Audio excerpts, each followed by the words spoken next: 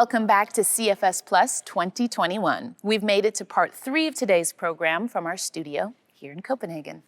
And good morning to our North and South American friends starting to wake up. Don't worry if you missed our previous live stream. It is all available in the replay area for you to enjoy anytime today and tomorrow. Next up is a case study on investing in circular business models. This case study will discuss the gains and challenges of embracing resale while exploring the future of fashion consumption and the role of fashion brands in a closed-loop economy. Ready to dive into another interesting sustainability topic?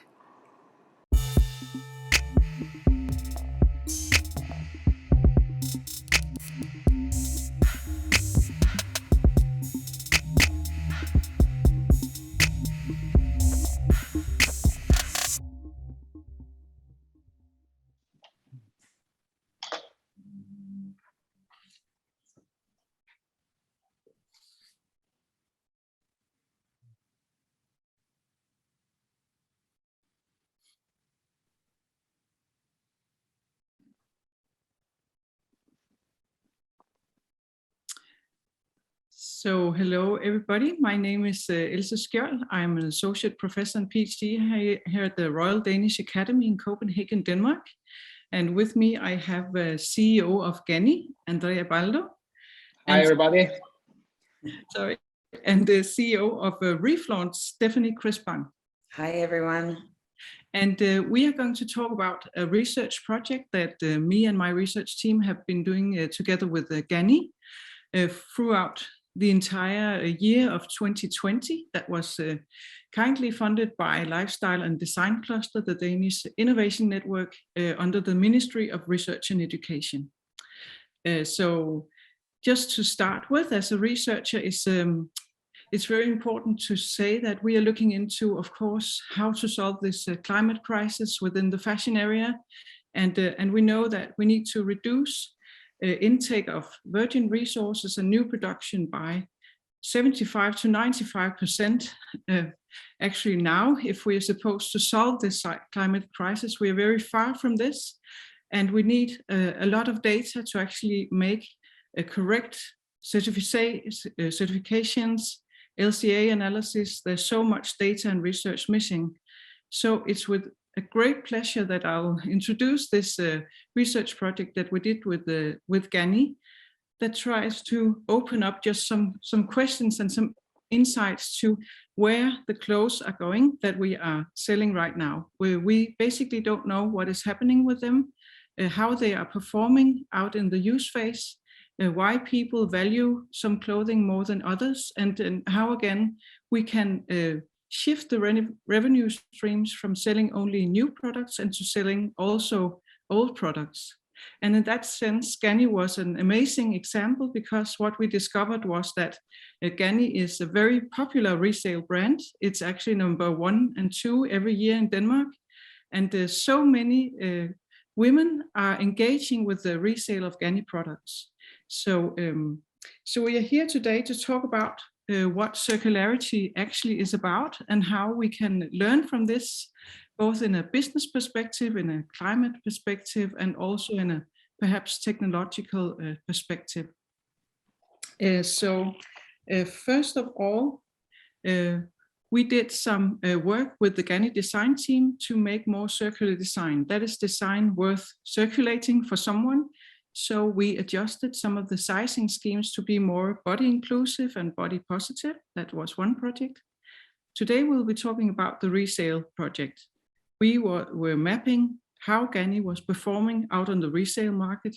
And today, Andrea, you are here to tell us a little bit about what these insights brought about of reflection or knowledge from you, and how it directly is starting to affect your strategy on circularity.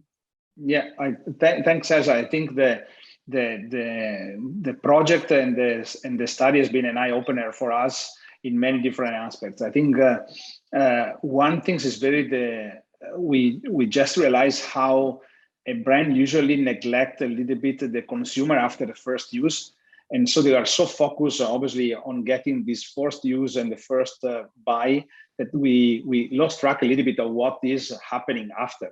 And I think this show us and give us some good insights that actually makes a case for a brand to invest on resell. One is the value that I think was very very curious, but also surprised to see how the value was captured through this second hand. So we saw some styles of products, even because they were particularly exclusive or because we produce in a small batch and it was on trend, actually having prices that are higher, actually our sales price in our stores. But also others that are responsible. We saw how responsible products where there is a percentage of material that is recycled, and that's also tends to keep price better in the second hand. So I think the first things is showing that. And another point was like about sizing, that actually it's a project that actually become then a real project on size inclusivity, on how there is much more request on second hand for larger size than smaller size, which is intuitively makes sense because it's more digital actually than a physical experience.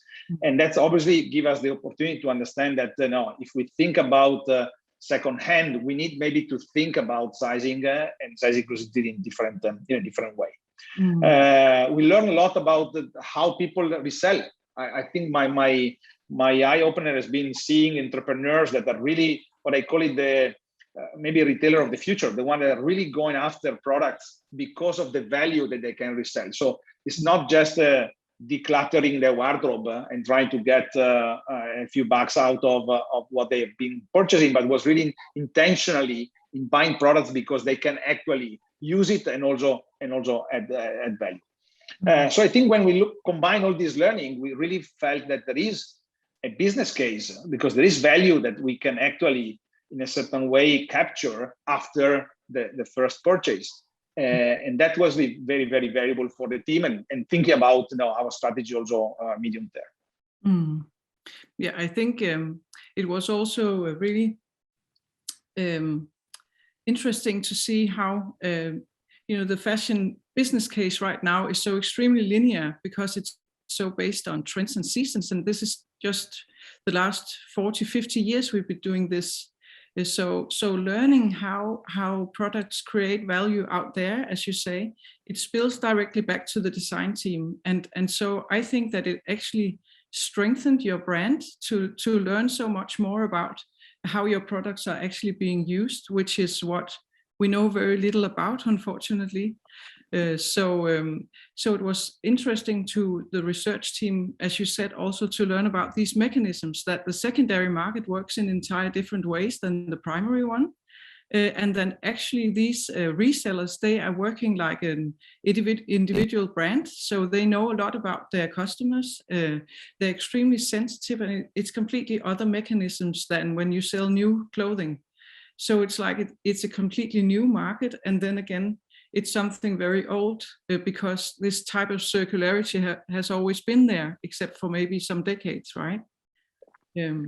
So maybe Stephanie, you can compliment us here because you work with the software for resale. Is there something here you can recognize, this way of operating resale and gaining, in a sense, you can say, there was a very like a sensitivity to hype of particular products where we could tell that when that the similar products were released in new collections, then there was a feedback loop to the ones already existing on the secondary market, and so there was lots of very interesting things going on.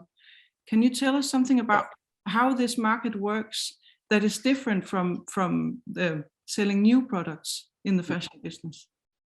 Maybe a quick introduction as well on the service so that everyone can understand the context in which Reflaunt is going to be working with Gani. We're very excited to be partnering up. So Reflaunt is a fashion tech software that works in a very simple manner. It's the whole point. of making the resale experience extremely smooth and seamless. So basically, we'll be introducing a feature to Gani.com shoppers order list. And here, customers will be able to resell their past purchases in a click from their Gani account. By doing that, the product listings will be simultaneously broadcasted on a network of marketplaces across the globe in a click.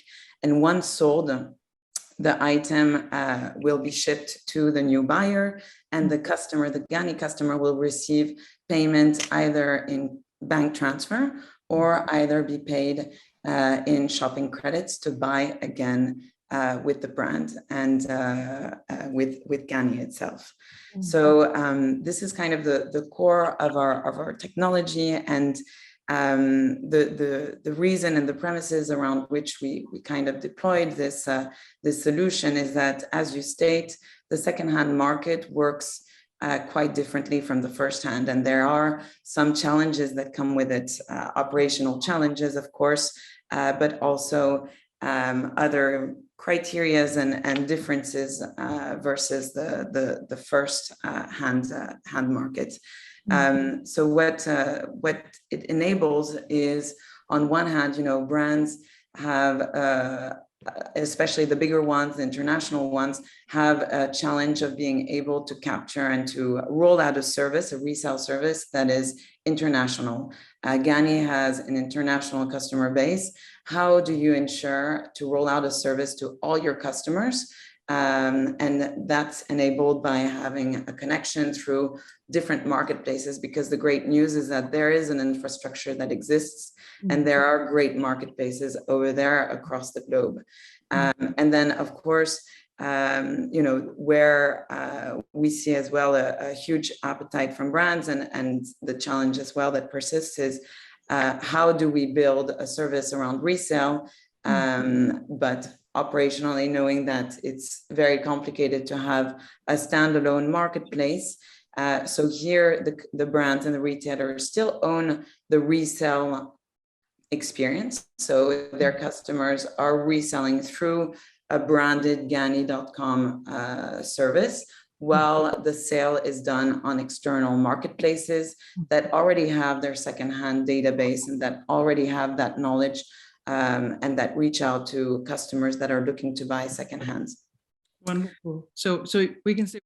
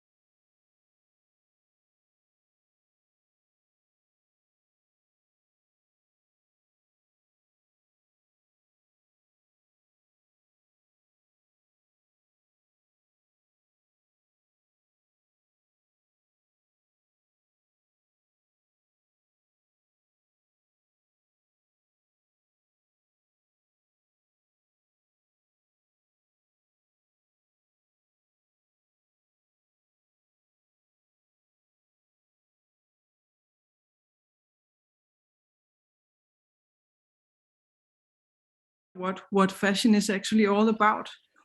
No, I think we have to reconsider the business model of fashion a little bit, because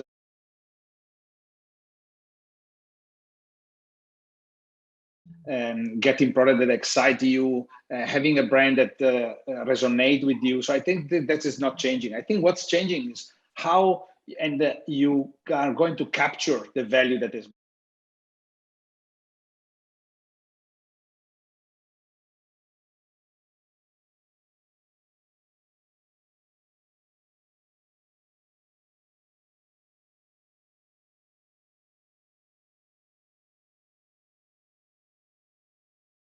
Happening later was actually captured by somebody else. I think what we have seen with your study, that there is a value that brands can capture, and it makes a lot of sense.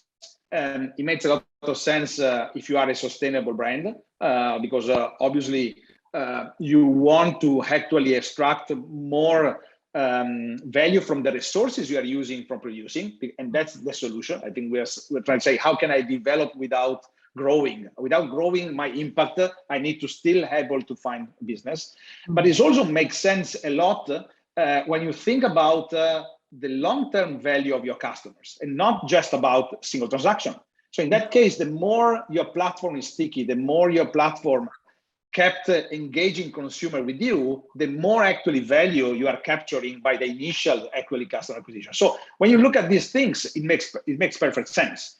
And then there is another aspect which we have to remind. I think as a brand that is work on a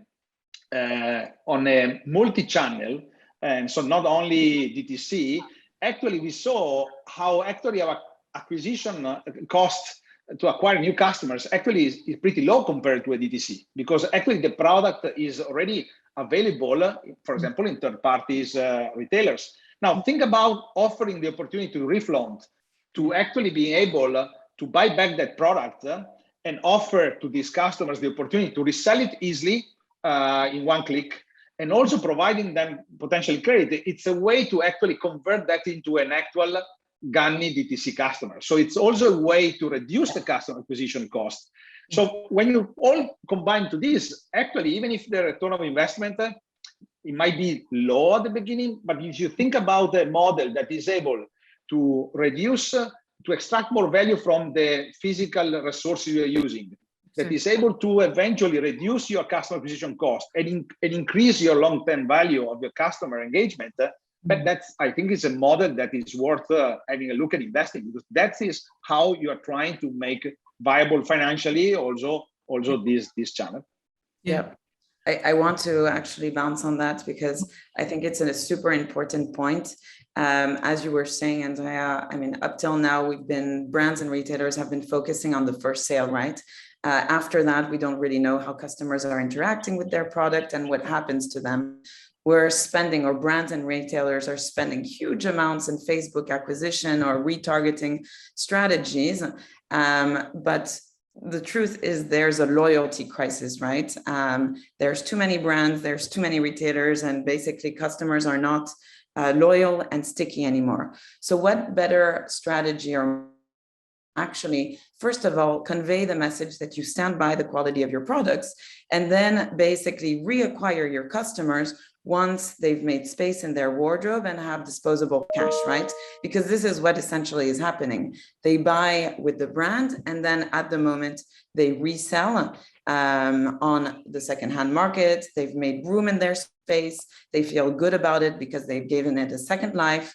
And now they get paid either in cash or shopping credits to buy again with a brand that obviously seem to be producing products that are coveted on the secondhand market and that stand the test of time, right? So I think that circular model really creates that loyalty, that repeat, also some upsell, because at the end of the day, customers will tend to go and buy more quality products as well, because you want to invest in products that have residual value over time and after your first wear of the item. And so that there's a virtuous circle that is engaged. And on top of that, coming back to, the issue around fashion, which is that disposable fashion and the fact that we lost the value around fashion pieces, resale and facilitating resale enables to reframe value around pieces, right? And enables customers to be educated on the fact that if they take care of that product, they can actually resell it after 4, 10, 20 wears, but they need to take care of it. And that, financial reward is the driver of education and of awareness for the resale market. Thank you so much, Stephanie. And we are actually now we're in our session where we need to open up for the audience. And I would just like to personally wrap up and say that I think we can conclude that in order to make a good business case for resale, you need to consider how to actually design for longevity, to make garments that can perform for a long time, both technically and emotionally. So it's about getting to know much more about your actual consumers, which is, I think, a really fine example of how to address this. And so we actually have some questions here already. So there's one question saying, is the Royal Danish Academy research on GANI published or available to read? So I can assure everybody that we are publishing a little report here within 1 or 2 months, and we will be hosting an event together with GANI, and it will be published also available on the Royal Academy website, and you're also welcome to write to me personally on my email. So it will be, it's not yet published, but it will be very soon. So there's also one to Stephanie. Do you have other examples of luxury brands using Reflaunt? Yes, so we're very proud to have announced this week our partnership with YNAP and Yux group. So we will be deploying Reflaunt service and technology to Net-a-Porter customers, to Outnet, to Mr. Porter customers in the coming months. So that's super exciting. We've been working with Balenciaga, which is another luxury brand, Bash, which is affordable luxury, so another type of brand positioning. And what's interesting is that we come with an approach where it's not one model fits all. So our technology is modular, and we take into consideration the brand positioning, the price points of the product, the mission of the brand, the objectives, etc., to build out a customized service in line with the brand's mission. So I actually have a question also, since there's at the moment no questions from the audience. So have you both considered the environmental aspects of shipping clothing across the globe? So could resale be more locally based, so that there's something really exciting about what customers buy in Copenhagen, or what they buy in Oslo, or what they buy in New York? Could that be something to go into to kind of avoid? We already have so much negative effect on shipping fabric and clothing across the globe and so forth. And how does that speak also together with the combination of physical and digital? Is that something you have considered? But I think two points for me. One is physical and digital. Definitely, I think it's a great way to actually engage with the consumer also in the physical space. We have seen more and more department stores dedicated space to secondhand. It makes a great opportunity to have a kind of peer-to-peer contact with customers. So I really believe so. And in terms of localization, now I can tell you that when we, in my old life, when we were looking at, for example, of what product we're selling and what product we're not selling, usually they tend to be kind of locally based.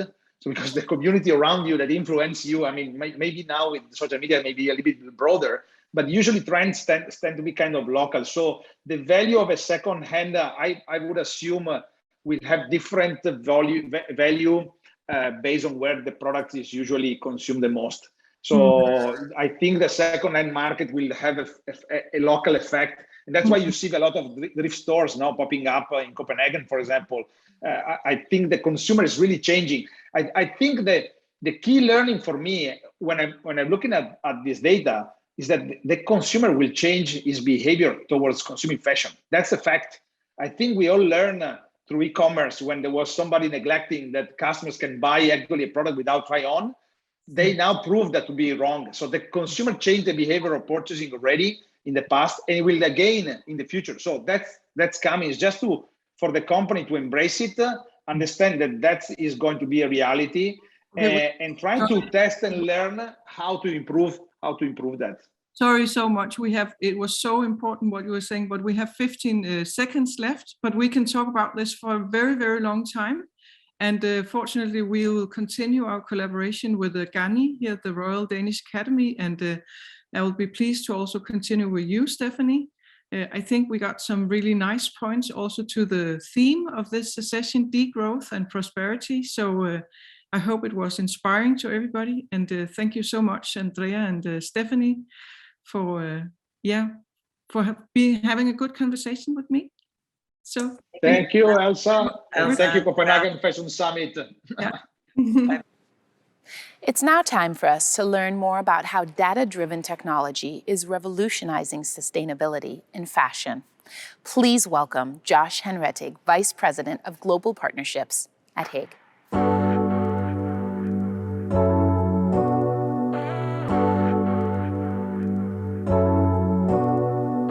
Hi, everyone, and welcome. Fashion has always deeply defined society and offered a window into history. How we dress and how our clothes are made tell a story, not only of our individual style, but also our values as a society. At the summit this year, we're exploring the theme of prosperity and growth and how we can design a thriving fashion industry that creates prosperity for all people, communities, and the planet. Human society is now faced with the unprecedented challenge of mitigating and adapting to changing climates, ensuring resilient water supplies, and sustainably feeding a population rapidly growing to 10 billion people, all the while stemming an ongoing and catastrophic loss of biodiversity.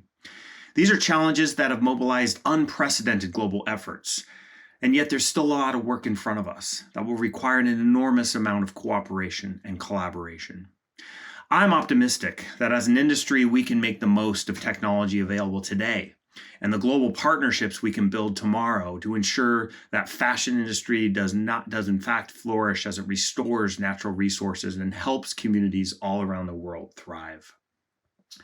As the Vice President of Global Partnerships at HIG, I have the opportunity and the privilege to see how technology is revolutionizing sustainability in the fashion industry. Just a few years ago, many businesses were hesitant to share where and how their clothes were made. Now, many of these same businesses are competing on principles of transparency and are responding to increasing consumer, investor, and stakeholder pressure by publicly disclosing the environmental and social performance of their product supply chains. They recognize the value in showing that they're serious about sustainability and are eager to do better. Last year at this event, we announced plans to help brands start disclosing sustainability information on their products.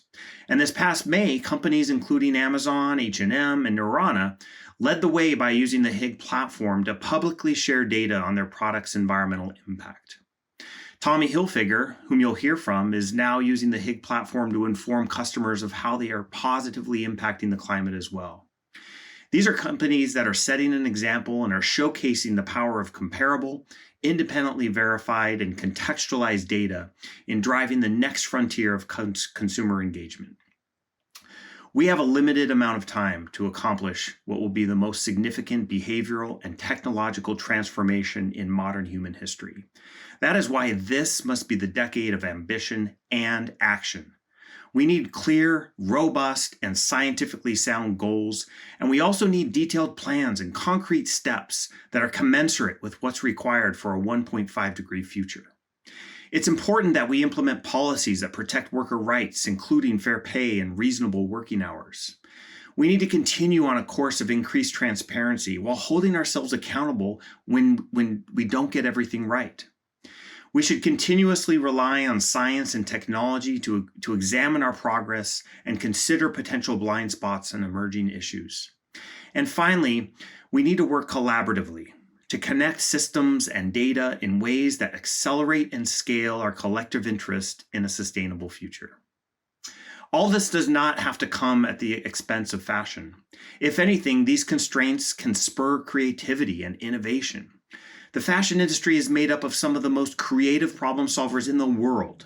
Who better then to be the thought leaders and change makers that enable the broad-scale transformation we need in the fashion industry? We know it's possible.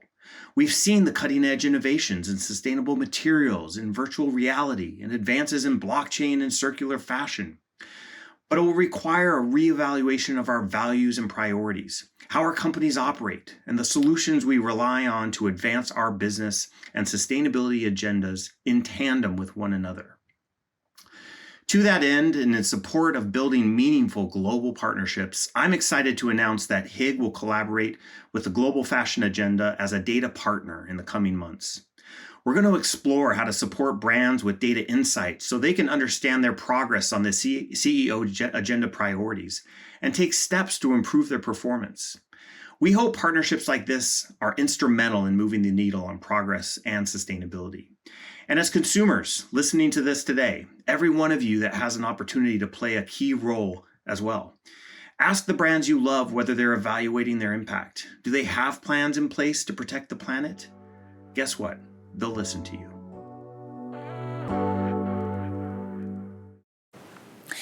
We are now going to experience another live element here on the CFS Plus main stage. For this, we will look into Global Fashion Agenda's successful circularity project, the Circular Fashion Partnership. This case study explores how to capture the more than $750 million investment opportunity for scaling, even just 100% cotton, recycling in Bangladesh, and how we can apply those learnings in manufacturing countries around the globe. Circularity is a hot topic, so be sure to not miss this one.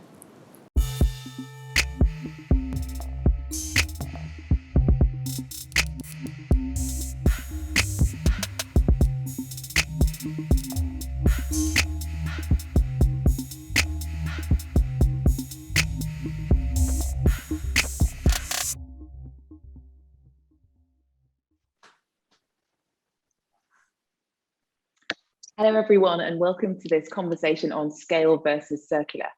We'll be talking about a case study on the Circular Fashion Partnership project, which we launched last year at Global Fashion Agenda, together with the Bangladesh Garment Manufacturers and Exporters Association and Reverse Resources, and with support of Partnership for Growth.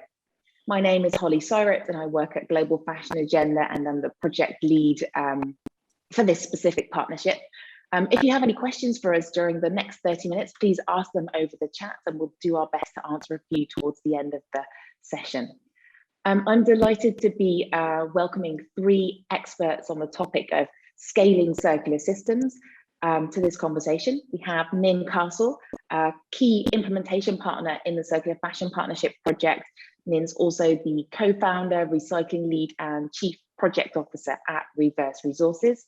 Welcome, Nin. We have Azizur Chowdhury, who has several different roles, amongst which is the managing director at JM Fabrics and the director at Knit Asia, Salek Textile and Malek Spinning Mills, one of the participating manufacturers in the Circular Fashion Partnership. And then we have Bob Attenberg, who's a fund director at the Good Fashion Fund and co-founding partner at Fant. And we hope we'll be working a lot more closely together with Bob and his team as we explore how to attract more investments to scale circularity in Bangladesh. So before we get started in the case study, I would like to give an introduction to the partnership, which was, as I said, was launched last year with the aim to develop long-term scalable transition to a circular fashion system, a system that is inclusive and that distributes value across all actors. We strongly believe that circularity must be approached from a global lens throughout the fashion value chain and designed with the organizations and the people in mind that create our clothing. Also with the cognizance of the countries that are dependent on the current fashion model for a great deal of their GDP and exports. So we're looking at how can we develop a circular fashion system that addresses major flaws of the current industry, such as reconfiguring value distribution and designing out virgin materials. We already have all of the materials that we need, so how can we capture those and recycle them instead of using virgin? The Circular Fashion Partnership is really built around a business model for circularity. So we're looking at facilitating commercial circular collaborations between brands, manufacturers, and recyclers, who in a nutshell, basically just capture post-industrial textile waste, recycle it back into new collections. Seems pretty straightforward, but we're really looking at designing a new infrastructure for a circular business model. And what we'll be talking today about is what is the potential to scale recycling in Bangladesh? How can we capture it, and what must we be doing? And I wanted to leave the introduction with one interesting fact. The Reverse Resources team have been working in the project to really estimate how can we reduce virgin cotton imports in Bangladesh, and have their latest analysis had a really interesting figure. That's that virgin cotton imports could be reduced by approximately 20% a year, saving over $750 million US. And that's just if Bangladesh has the potential to domestically recycle its 100% cotton and cotton elastane waste. Interesting premise, how can we capture it? But I believe before we start talking about what the future of the industry can look like and how we can design it, we must also be cognizant of what the day-to-day looks like in a country like Bangladesh. So I'd like to start with you, Azizur. You're a leading manufacturer. How are you dealing? What does your day-to-day look like, shouldering the consequences of the continued COVID situation?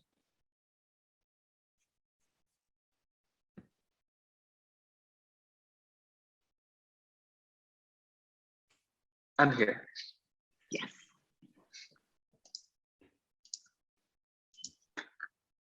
Would you like me to repeat the question? Yes, sorry, Holly, I lost my No connection for a problem. second. I'm so sorry. Please. No problem. I wanted to ask what your day-to-day looks like, also in the wake and the continued situation of COVID. Absolutely. First of all, thank you very much for the kind introduction. And it really is a pleasure to be part of this Copenhagen Fashion Summit with such a distinguished panel and so many other, wonderful speakers in all the other talks throughout the couple of days. So thank you for organizing such a wonderful summit. I would like to start off by giving a little bit of background about Bangladesh, because it really has become a sourcing hotspot now for the world. And the main reason that we have been able to become a sourcing hotspot is because of our abundant, really hardworking and trainable labor force who are so dedicated towards this industry. And the other part of this equation is the entrepreneurs such as ourselves who are willing to take the risks to make sure we do whatever it takes to make this industry successful. It is kind of a one-crop economy, Bangladesh. We are very highly dependent on textiles and garments.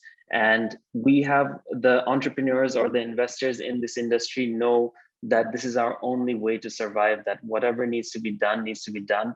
And if we stop moving, it's like a bicycle, we will fall off, we will just lose our balance. So it is an industry that's really dynamic. And we as investors, as entrepreneurs, as leaders in the textile industry, we try to do our best to keep up with the trends and we keep up with the fashion, keep up with whatever is necessary to make sure that we remain competitive in this very cutthroat industry, because it is something that's moving all the time and a lot of investment, a lot of new technologies always coming out. So we need to keep up with that. So in order to do that, I think Bangladesh has proven after the Rana Plaza disaster that we took it really seriously. We kind of all worked together as an industry with the push and help of Accord and Alliance. And now I can proudly say that this is one of the safest places for manufacturing of garments in Bangladesh, where the factories are safe for fire, electrical, structural safety, where the working conditions are really good. And then we move towards sustainability, where Bangladesh has the most number of LEED certified garment factories in the world. Currently, there's 140 LEED certified factories already in Bangladesh, with another 500 factories in the pipeline. So that's a massive figure. And it's a testament to the sort of dedication and commitment that our investors have towards this industry. And myself being one of them, I'm always looking into new technologies and innovations that we can introduce that can make us more competitive in the marketplace, such as we've put up a Santoni seamless sportswear factory, which was one of the first and the largest in Bangladesh at the moment, where we're making a lot of innovative garments, which we didn't think of previously 5 years back. So that's one thing. But now looking at the requirements of the industry, we see that recycling is something that's very, very important for the business to sustain. And that's why this whole initiative, and I'm not the only one in this industry doing this, there are a lot of peers who are taking this very seriously. When COVID happened, we had sort of an issue where a lot of our customers had orders that were held up. So we had to take a decision. What do we do? Do we keep the factories closed, or do we take our risks and do something? So that showed the agility of the industry as well, where we had to take really quick decisions, sort of pivot. And what we did was we dedicated a lot of our facilities towards making PPEs and masks for the local market as well as for export, so that our workers would get paid, they would still get the salary, they would come to work and be occupied. And at the same time, we were able to earn some money by producing masks and other PPEs, things like that. Now we have also invested a lot in energy sustainability. where we produce our own electricity using gas and any of the waste product of the gas generators. So like, for example, the heat, we use that to produce steam. So all of this put together, I believe that the main, to come back to your question, the main thing that I have to do all day is to think of what the disruptions are in the industry, what could be coming up, what are some of the shocks that we foresee, and try and address those before it puts us out of business. So keeping up with the times, being dynamic, making sure we address the concerns of the future, that's what we see our role as industry leaders right now. I hope I was able to answer. Brilliant. Thank you, Aziza. Yeah. And so look, continuous evolution, entrepreneurship, investment, really integral to how you're doing business. Nin, I know you've been working with Reverse Resources with hundreds of manufacturers globally, but in Bangladesh specifically. Could you concisely explain what Reverse Resources does and what opportunities you've identified for manufacturers such as Azizur to really close the loop on their textile waste streams? Definitely. So Reverse Resources, we're a software as a service platform. We don't just map waste from apparel supply chain, but we also help factories to organize their waste, like Natasia, and match this waste to the best recycling use case. Essentially, we're setting up efficient reverse supply chains, and through our tools, we can create a digital trace of the waste flows. We believe that traceability is the key foundation to any supply chain and really helps to bring down market barriers and increase efficiencies, which the end goal is to help make the cost of recycled fibers and yarns competitive to their virgin equivalent. And it's companies like Natasia, who are partners in the Circular Fashion Partnership, who are actually looking to invest and build recycling plants. The potential is really great. You hinted at earlier on at the waste analysis that we did. So our estimation, there's about 880,000 tons of textile waste in Bangladesh every year. About 330,000 of this is cotton and cotton elastane. And the reason why we choose the cotton and cotton elastane is because this is recyclable in today's existing technologies.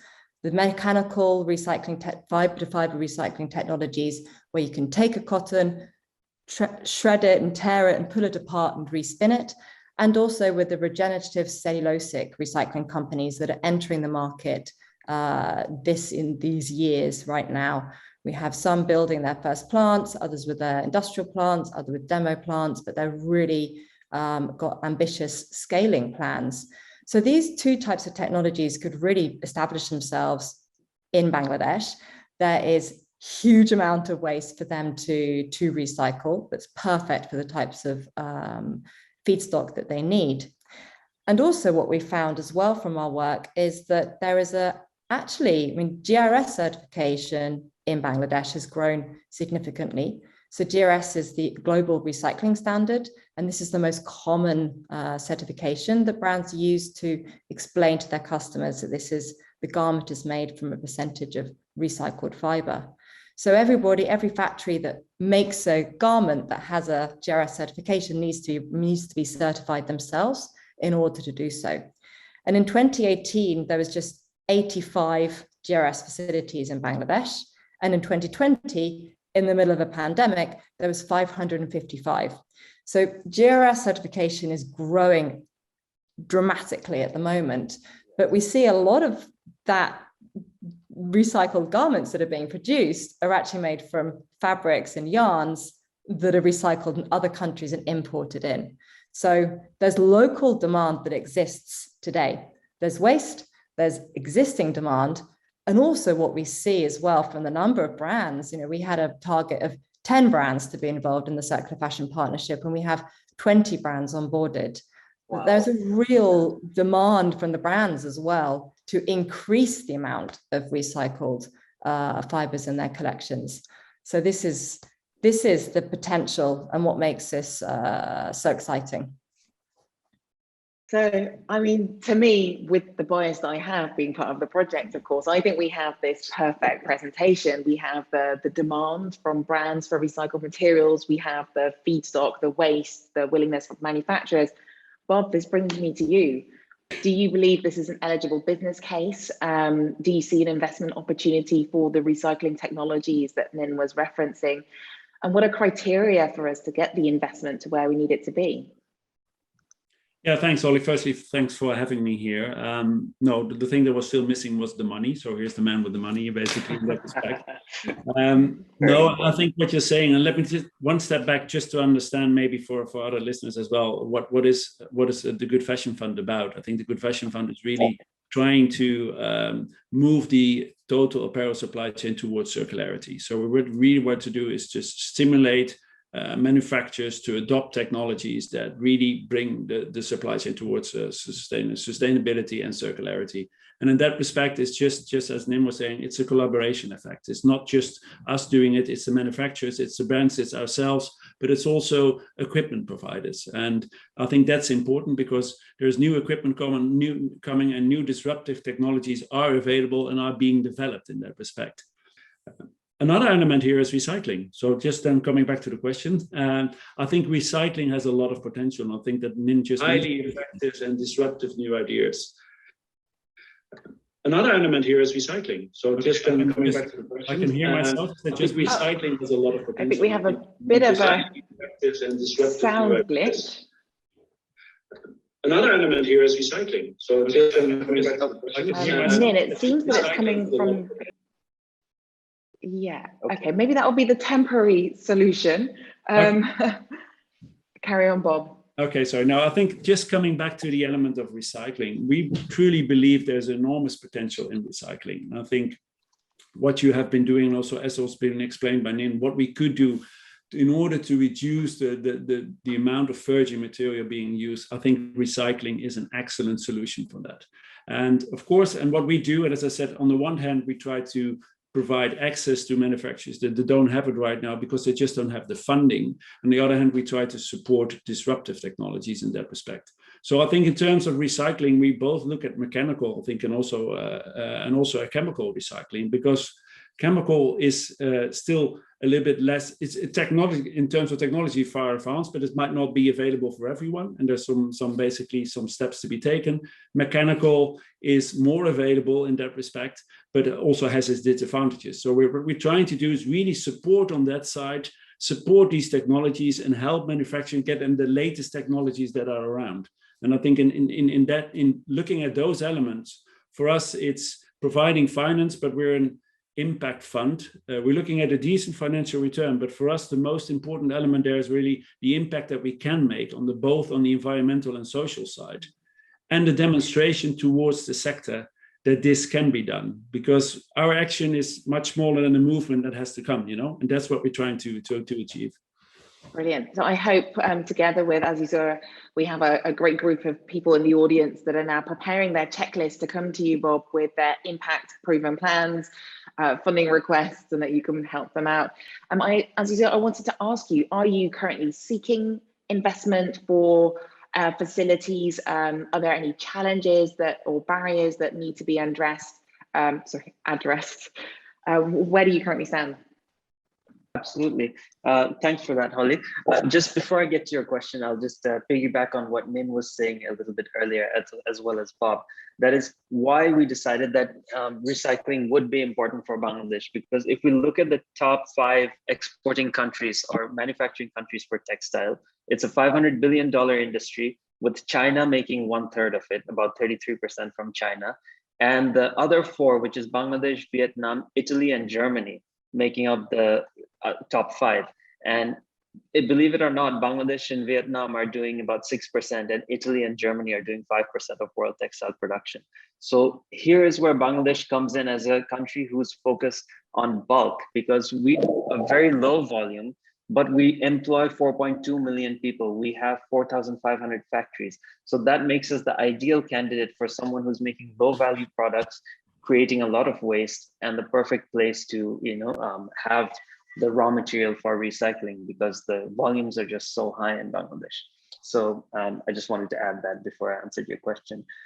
Regarding investment, yes, we are always looking for low cost funds, especially impact funds, such as what Bob is proposing, or Bob's fund. It's because the interest rates in Bangladesh are very high, and the repayment periods are also low. Most of the loans that we receive are 4 years, not more than 4 years tenure. But when you're recycling, when you're investing in something that's for the future, for example, solar power, for example, effluent treatment plants, which are highly advanced, recycling plants, which are expensive and technologically advanced, the repayment period is not so quick. It's something that's necessary for the industry. It's something our customers want, but it's something that's not always financially feasible because it doesn't regenerate the profits you need for it to pay itself back. It usually has to be subsidized by another part of the business. That's how we justify these investments. However, if we can link up with a fund where the repayment tenure is a little bit longer, where the interest rate is a little more to a little lower, then that's a huge attracting factor for this fund, and it's something that we would definitely be interested in. One of the bottlenecks of these funds, or one of the barriers to these funds, is the documentation process is usually very long, and the files usually move quite slowly when you look at World Bank or IFC finance and things like that. So that would be a request of mine from the industry towards Bob, that if you could make this process as simple and straightforward as possible, I think you would have a lot of us coming in, knocking on your door on a continuous basis. And just another thing to add to that, another barrier that we do have in this industry is because the wastage of the industry, just like in every industry, is controlled by, or there's a secondary economy around it, because people collect the wastage and they use it, for example, in Bangladesh for local garments, we do recycle the waste for low quality, and there is no traceability, so no one really recognizes that recycling. So if we start recycling all the waste that we generate in our factory, that economy gets affected, where their livelihood would be at stake. So that poses a risk where they can cause trouble in the factories. For example, they might not let the truck leave the factory, or they might block the gate or something like that. So before anyone moves into recycling in a big way, it's very important that we have a conversation with the secondary economy stakeholders and we explain to them what we are doing. And if necessary, we keep a portion of the funds to, compensate them for the business that they're losing, because we will not be able to supply them with the waste products any longer, since we'll be consuming them. Holly, can I just very briefly respond, because of the first part was related more also to the fund itself. I think what you're saying in terms of the need of the market for such a fund and long-term funding, actually given the ability to have a longer-term payback period. This is exactly why the originators of this fund, which are the Lourdes Foundation and also Fashion for Good, this is what they saw as the real key items, I think, within a lot of these countries. And particularly we're focusing on Bangladesh and India and Vietnam. But I think that's where the need is in this respect, and that's what we're trying to serve. In terms of documentation, well-known point, but I think at the same time we're using, of course, a standard approach, and we're using also, I think, a thorough approach at the same time. Typically, for us, the last investment that we looked at in terms of actually having the contact until closing the documentation was something up to 3 months or so, which I think is decent in that respect, without too much hassle on that side. Okay, well, we'll be keeping you to that. Nin, I want to loop you in, because as Izor touched upon, a major barrier that we've identified and that has prevented us really scaling the work that we're doing now, and that's the informal sector and the political control over waste. We have 5 minutes, so I'd like to hear from you if you've identified any other barriers and what solutions you have in mind for how we can address them. Well, yeah, there is an informal control over waste. I think waste flows through informal channels in almost every single industry. And this is a major challenge for circular economy, circularity around the globe.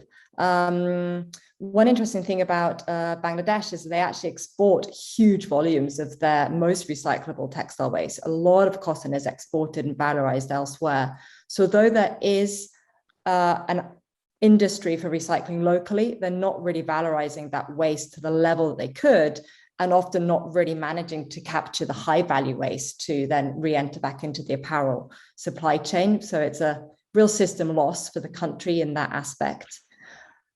In terms of other market barriers, we've also identified that a lot of cotton gets incinerated for energy within factories, and this is a very typical situation.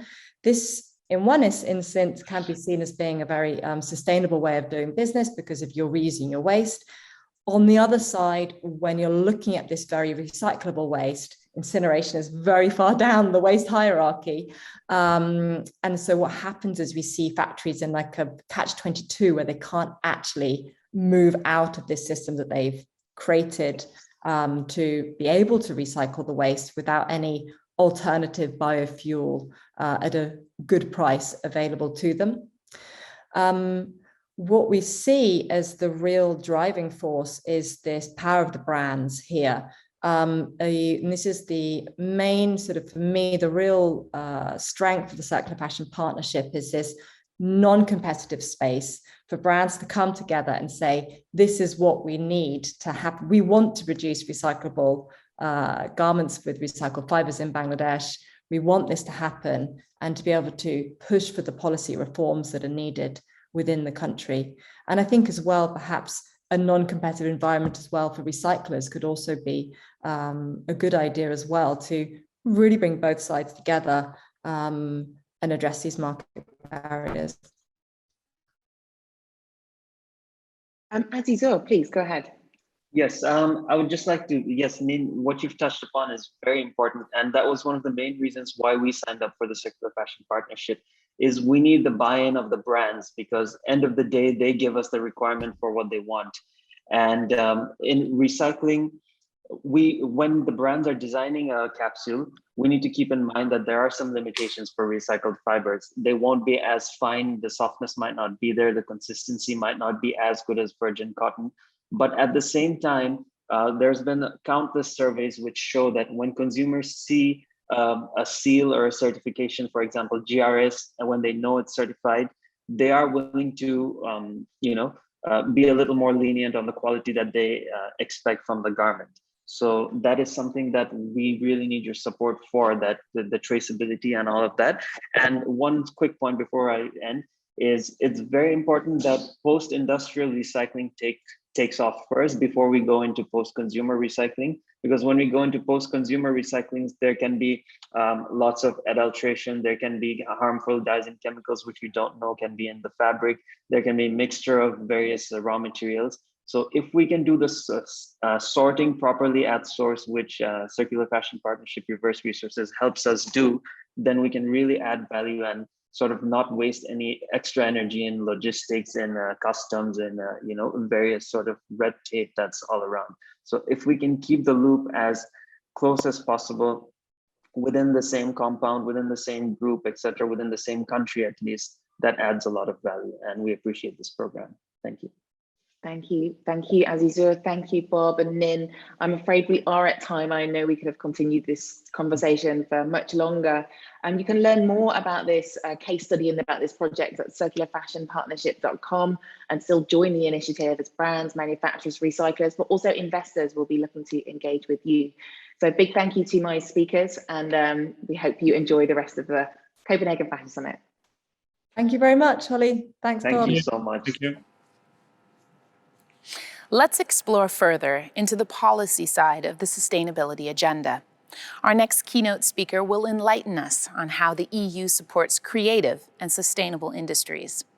Please welcome the European Commissioner for Innovation, Research, Culture, Education, Youth, and Sport, Maria Gabriel.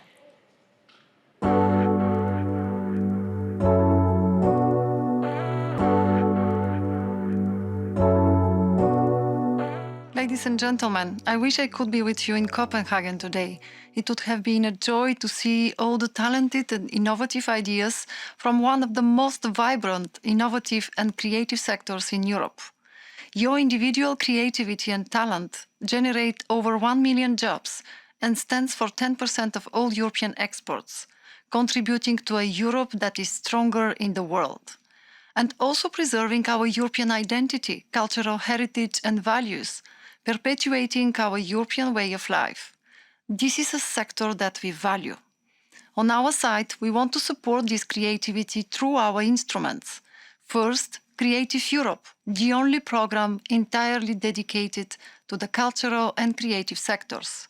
It has already supported the fashion industry in the past, and the budget has now increased by more than 60% to reach 2.4 billion euros for the next 7 years.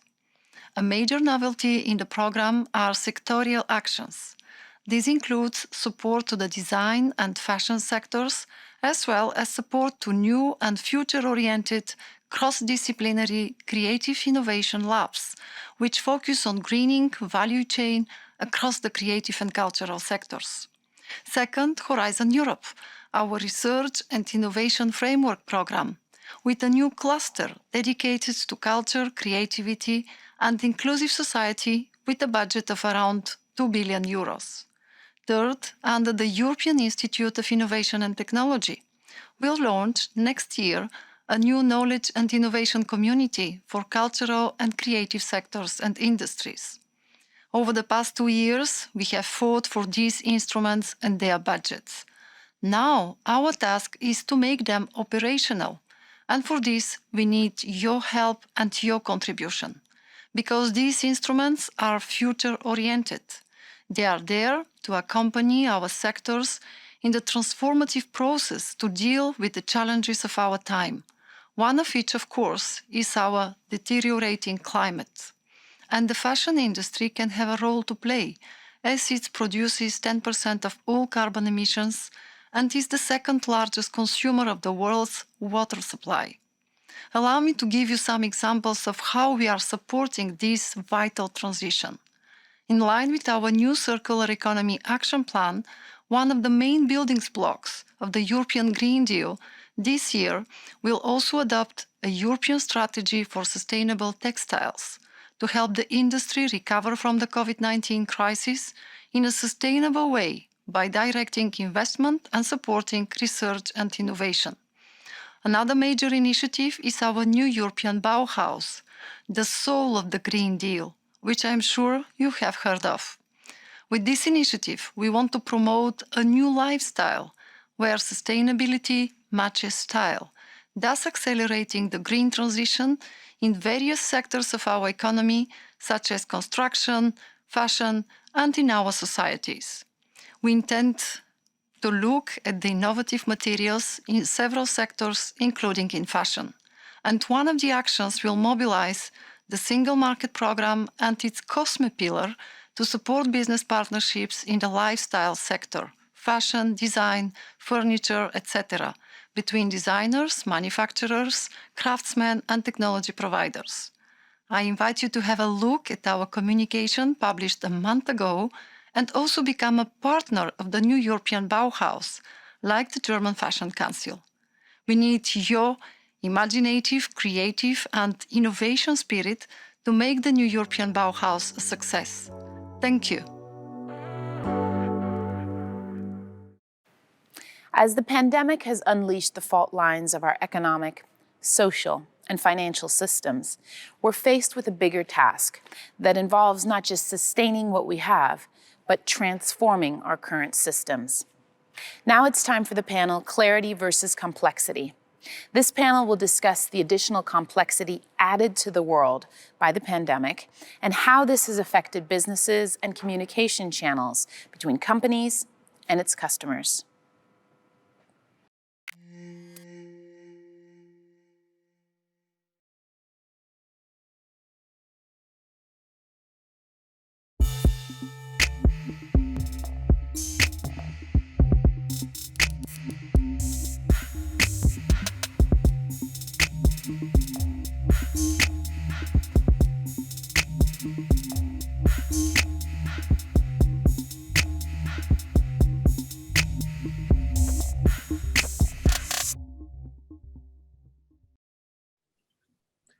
Hello, and welcome everyone to the Clarity versus Complexity discussion. I'm Sandra Gonza, Project Manager at the Global Fashion Agenda, and I'll be moderating this session. Over the past 18 months, the world has grappled with the vicissitudes of the pandemic, making it imminently clear that there is an urgency for systemic change in order to build inclusive and more climate-resistant futures. We have witnessed the pandemic and the climate crisis truncate the timelines for sustainability-driven digital solutions. The fashion industry will have to adapt and evolve quickly in order to deal with increasing global uncertainties. Today, I'm joined by three incredible experts, Debbie Shakespeare, Halida Algoz, and Kara Smith, who will be discussing the complexities within the fashion industry and how transparency and digital solutions can help create clarity. Debbie is the Senior Director of Sustainability, Compliance, and Core Product Line at Avery Dennison. Halida is the Executive Vice President, Chief Product and Sustainability Officer at Ralph Lauren Corporation. And Kara is a Gabelli Fellow, founder of the Responsible Business Coalition, and chairs the Fashion Makes Change Industry Initiative. To start, I'd like to go around and get a baseline of what we mean when we're talking about clarity versus complexity. What does clarity look like in the fashion value chain? I'd like to start off with Debbie. Maybe you can kick us off. Yeah, well, firstly, it's great to be here with the three of you. And I want to answer that question in a combined lens. Firstly, of Avery Dennison being a provider of digital solutions that enable transparency. And secondly, as a manufacturing partner that sits in the apparel supply chain, sitting between factories and brands. I think I'd start is that we all, everybody on these calls today, know the challenges that exist within the apparel supply chain. It's complex. There's a maze that sits behind the front stores of number of employees, natural resources, and that complete supply chain. And layer that with all of the seasonal quirks that go on in consumer choices. And when we think about what creating clarity means to the industry, it's about creating that clear understanding of what's needed to work towards a common goal, then creating that frame so all ecosystem players can know their role. I think this is where the complexity comes in, as there are so many different problems and solutions that we're trying to solve, and there are so many priorities. And I think we all realistically know there are some missing tools and missing processes that exist today to provide that transparency and provide the ability to delve deep into the supply chain. One of the things that we've done recently, as that we are so involved in digital solutions, we did a study with GWI. It's going to be published this week if I give it a quick plug, but it really highlighted that integrating technology does add value for consumers and really underpins the score for, or the need for transparency. And we interviewed a lot of fashion buyers. It was 5,000 in total. And the lowest score was actually within the US, and that's still rated that 43% do want information about the journey the clothes have been on before they bought the product. So I'd say there's expectation from a customer point of view and an industry point of view, and we need to kind of anticipate the momentum's going to build. So we've got to find this way to solve the clarity and transparency that's there. Thank you. And Halida, maybe from a brand's perspective, how do you define this? Thank you, Sandra. As you've said, we've seen significant transformation and disruption in the industry, and all of our stakeholders are expecting our business goals to be closely aligned with sustainability goals. We aim to be more transparent, to hold ourselves accountable, as both momentum and concern continues to grow in the world in terms of larger environmental and social concerns around climate, inclusion, equity, and diversity. However, to create that clarity and transparency in the industry, we must first decode our very complex value chains all the way from farms to consumers and share our learnings with each other. At Ralph Lauren, we continue to evolve and identify ways to address these complexities in our business, increase our transparency, ensuring we are effectively communicating with all our stakeholders, including our consumers, and ultimately contributing to a more equitable and sustainable world. And this increased clarity, specifically with the help of use of technology, will ease the process and streamline the actions and collaboration opportunities. We believe it will unlock dynamic capabilities to address challenges, create an accountable and innovation-driven culture. It will help build on our reputation and value and help us manage our risks, as well as creating a competitive advantage for building values-based relationship with our stakeholders. And through ongoing innovation and deep collaborations, such as the work we're doing with at Ralph Lauren with both Debbie and Cara. We will continue to work across our value chain to reduce our impact and be more transparent and clear, both towards our consumer experiences, but also from farm to consumer supply chain part of the value chain clarity. Thank you. And Cara, so you work with different actors, indeed brands, CEOs, but how do you see the clarity complexity discussion? Yeah, thank you so much, and lovely to be here with all of you. And what I would say is I think post the pandemic, we're seeing quite an interesting, I would call that a collision of priorities. So we have investors, consumers, businesses, employees, everybody really recognizing the priority and need and importance of environmental, social, and governance factors, or ESG. They're all asking for clarity, maybe in slightly different ways, but everybody wants data because it drives better decisions and drives value. I think quite interesting is to think about it a little bit through the consumer lens. We're all talking about scale quite a bit. And I think the next big frontier will be unleashing the citizens or consumers of the world on our common goals. And if we put kind of the consumer at the center of the conversation now and think, what is it that they want with on-product information? What is the clarity that we could bring to the products that we're bringing to market? I think the more we think through this consumer lens, the more that fashion can actually drive a shift towards responsible business. You know, if we're committing to providing this on-product sustainability information, we allow customers to shop their values. And that kind of creates a ripple effect of probably positive decision-making towards the visibility in supply chain, towards that transparency that will allow us to bring scale to the sustainability initiatives that are already underway. You know, there's terrific collaboration happening across the industry.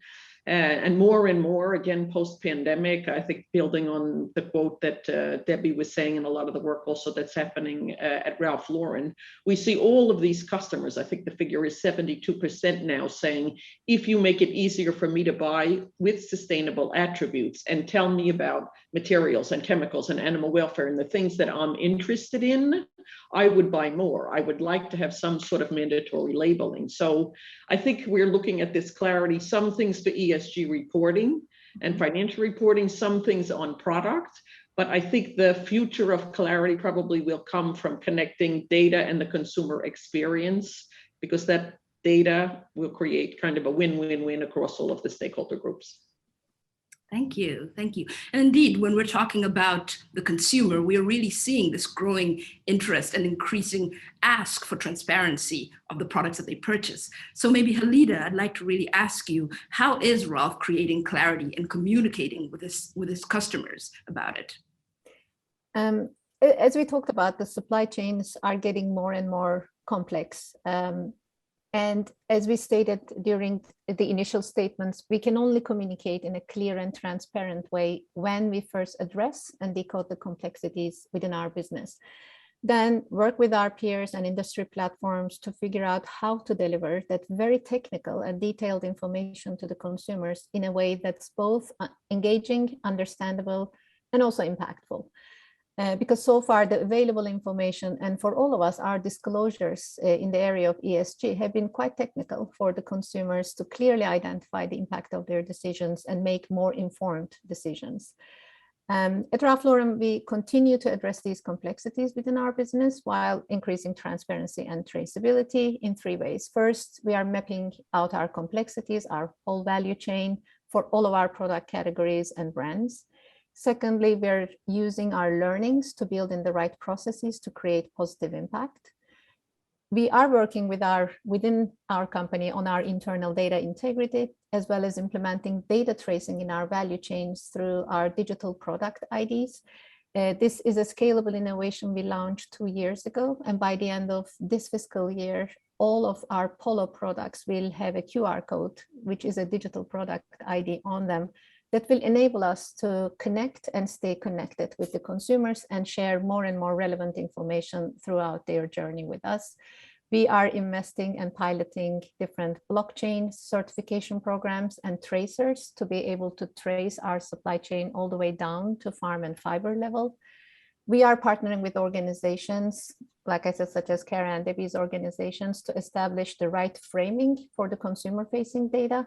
And from all of these learnings, we are establishing meaningful collaborations with our peers, with our industry partners, with NGOs, and at times with cross-industry partners to create systemic solutions to many of the what-if propositions that we have to deal with.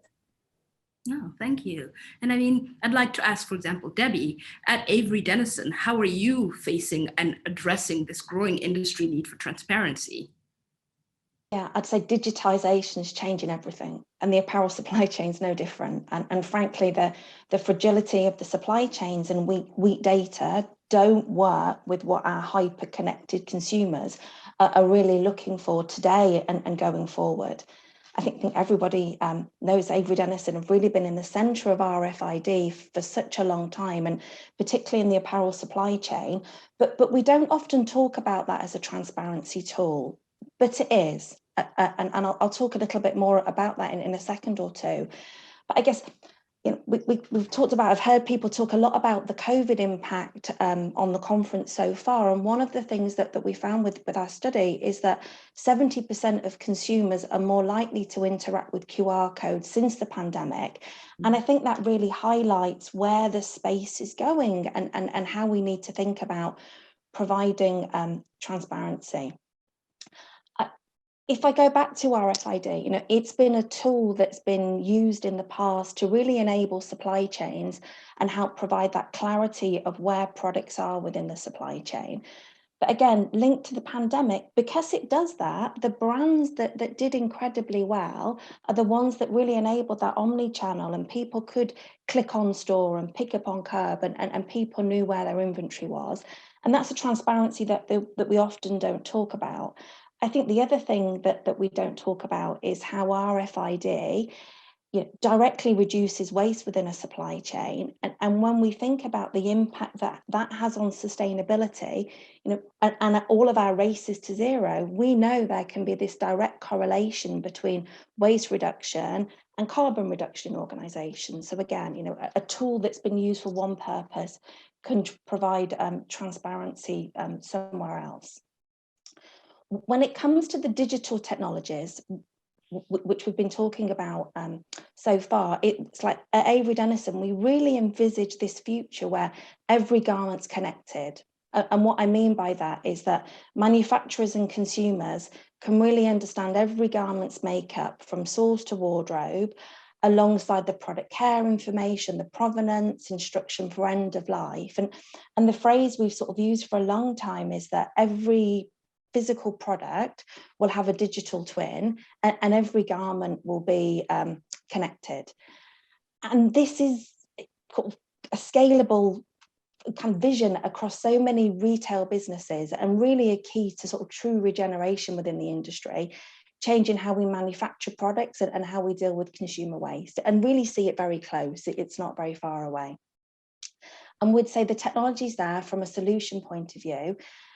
And one of the things that we don't often think about is the label is that only trigger point that stays on the garment all the way through its life. So if we have the ability, and we do have the ability to make that digital, we really are able to envisage these circular and transparent supply chains.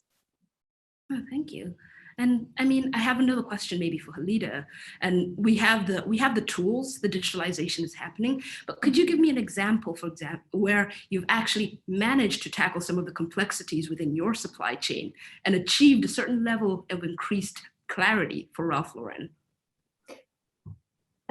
Like I said, we started with mapping our value chains and supply chains, and some value chains are easier to decode than others. On certain fibers, the more we shift to more sustainably resourced fibers through certification programs, we have full visibility of the supply chain and value chain that brings that product to life, again, from fiber to processing to the artisans who create those beautiful products all the way to the consumers.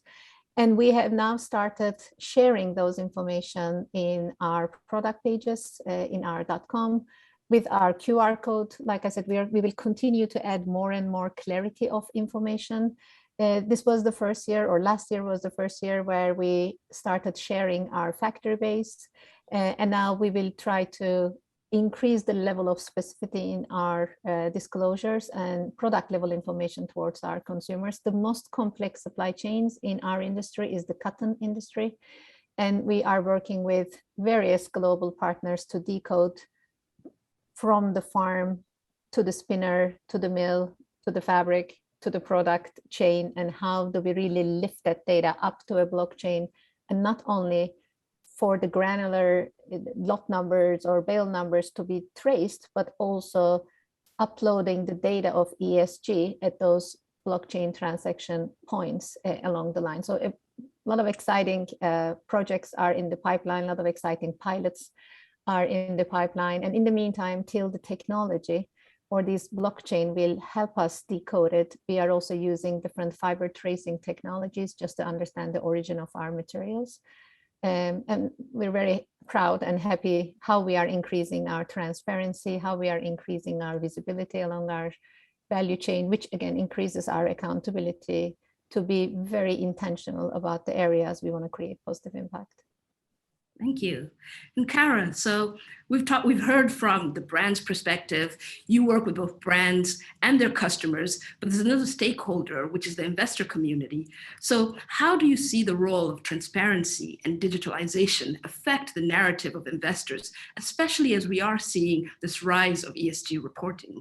Yeah, super interesting. I just before I answer it, I want to say it's really interesting, I think, to listen to Debbie and Halle. They talk about the new conversation with the customer that is possible with that QR code and the label and the information. I think this ongoing dialogue is going to be super interesting as we go forward, because you can still be talking to a customer long after they've purchased something to say, what can I do with this when I'm finished? How do I engage with it? So really exciting to hear all of those developments. And I think to answer the question on the role of the investors, probably what is noteworthy, I would say, is to watch the progression over the last years on the shift in language, the shift in demands. Meaning, I think, it used to be, if we take like a Larry Fink or BlackRock as an example, it was originally, we would like you to have more transparency on to there's certain information we would like to have, to now it's a request, then it's a demand.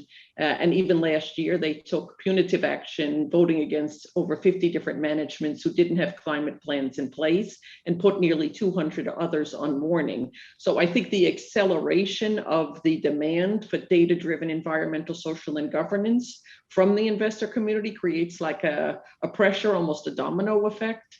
Also quite interesting, I would say, during the time of the pandemic was a little bit, would say maybe the alphabet soup of reporting frameworks from SASB to TCFD to GRI to CDP and so on have come together and created more of a collaborative approach. So driving towards this apples to apples comparison in financial reporting is coming down the tracks. Just like we were talking about with consumers, they'll also be able to have some apples to apples sustainability on product information. And I think the last thing worth a call out is probably the regulatory environment. So if we look at EU taxonomy and the sustainable finance disclosure regulations, everything to do with the European Green Deal. And American colleagues on the phone will know that and be receiving letters from the Securities and Exchange Commission also asking questions related to ESG.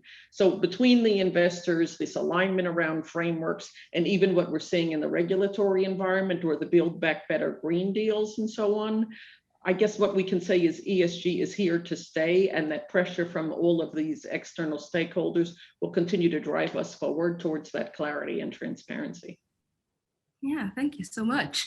And I mean, we are talking about the availability of data, the whole digital trace, data accessibility, and increasing concerns over data integrity. So Debbie, how is this conversation and this shift really affecting Avery Dennison's decision-making processes and collaboration with its partners? Yeah, it's really interesting. I'd kind of mirroring the ESG conversation, that the stronger an organization's infrastructure is, the stronger the story it can tell to consumers and also to the communities that really look at ESG. But I'd say one of the things that when we think about what we're trying to accomplish here, it's not just about the data. We really see it as three pillars that make it successful. And it really is about the data, but layered with the trigger and layered with the application, with very similar to ESG, but that story that you really want to be able to tell and what that enables and what you're trying to get to. So again, we think about it as a total solution. And I'd say in all of the conversations that we've had, not every brand has all of the data or knows what they want to do when they first get started. So we say the first thing is really think through what we want to accomplish as an end goal, and then work with a number of people within the industry to get there. And I think one of the things that we uncovered, we put labels in garments. We hold an awful lot of data of garment composition. So it felt like a really natural step for us to start working with recycling partners and working on digital labels and digital passports that could enable recycling. And as we've been working with it for brands, everybody's got the data in slightly different forms, and it's not perfect, but if you work together and you collaborate, you can get past some of these challenges. And I think that's one of the messages that we'd want to send is, absolutely, data is important, but it's wanting to get started and be able to make that journey that's the most important part. Thank you, Debbie. Unfortunately, we are coming towards the end of our time together, and we've talked about how the fashion industry has really started adopting these data-driven digital solutions, but what still needs to change? How can we accelerate this uptake and this transition? And this is a question to all of you. What do you think needs to change? You want me to start? Yeah. I believe, there are a few elements in place here. First of all, the intentionality of your actions and where you want to create a positive impact. Second one is scalable innovations, because we all need to invest in scaling all the innovations we have in place. Coming back to the DPID, from a test pilot 2 years ago, now we are able to put it on each and every product that we produce for our Polo brands. And like Debbie explained, it will stay with the consumer within the journey of their use of the product all the way to enable future circularity opportunities.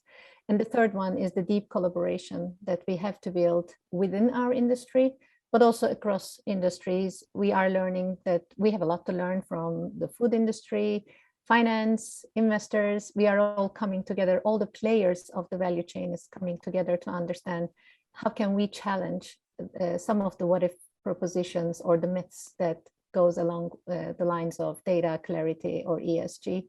We strongly believe in that proverb that says, if you want to go fast, go alone. If you want to go far, go together. Together, we can work not only to adopt those practices ourselves, but also convert data into information, which can enable the right level of decision-making by all players of the value chain. Thank you, Halida. And Debbie, maybe, what's your perspective on this?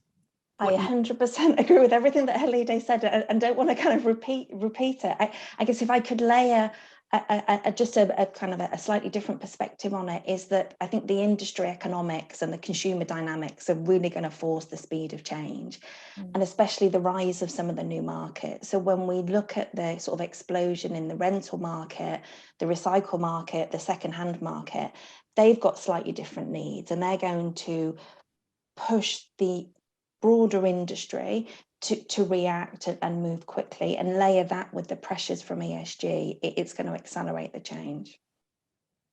Thank you. And Cara, so you have, again, multiple perspectives through your work, but what's your perspective on this? I would say, as Ben said, partnerships will be the key thing. I think we don't need more announcements or commitments. We all know what we have to do. I think solutions are there. They will continue to evolve as data allows that, as innovation allows that. But the fragmentation, I think, is being reduced. And all of what has been said probably now needs to become real. So, we see when we're working in partnership, and we've been convening CEOs for 8 years. We have a group called the Fashion Conveners, which is the nonprofits that come together. When these groups align, concrete initiatives are born that facilitate the industry's shift. We can all anchor to various different initiatives. And I think that really will be the key. And probably we've all gone through quite a hard 2 years. We're coming up on a 2-year anniversary of the pandemic. And now to start to say, what feels hopeful, I think the drive towards scalable solutions of working together, of the collaboration, whether it be on things like scaling women's empowerment in the supply chain, with some of the work we're doing with Fashion Makes Change, or on product labeling that the industry's been aligning around for the last year and a half. After a long, hard couple of years, it feels very hopeful and heartening. I would say that fashion is aligning around these concrete partnerships, and there's a huge level of collaboration. I mean, even seen throughout the conference today as well. Thank you. And if there would be one thing, so I feel like you've given multiple, what would you prioritize? For all of us? Oh, no, just a follow-up for you. Oh, just a follow-up. I would prioritize, I guess I can't say one thing. I think, the drive towards net zero has to be critical. Engaging and unleashing citizens is another. And I think being mindful and worried about our workforce across the value chain is another. So I guess I would put them out as the top 3 priorities. Thank you so much. And I guess, unless Debbie or Halida, would you have anyone to add to that one? Perfectly said. Perfect. Thank you so much. Well, today we did get a glimpse into how technology and digital solutions are not only enhancing the transparency journey, but really unleashing the next frontier of sustainability. It's really powering the future of responsible business while enabling consumers to make these value-based decisions. I really want to thank you again, Debbie, and Halida, and Clara, because I feel like you've really shared the different perspectives, and I think highlighted what's important, what needs to be prioritized, and we just need to go out there and get it done. So thank you so much. Thank you. Thank you for having us. It's now time for another yoga-inspired wellness break with Nike trainer Sochit Hoover. This 5-minute break uses movement to help catalyze our collective action. Hi everyone, my name's Sochit Hoover. I'm a Nike trainer and yogi.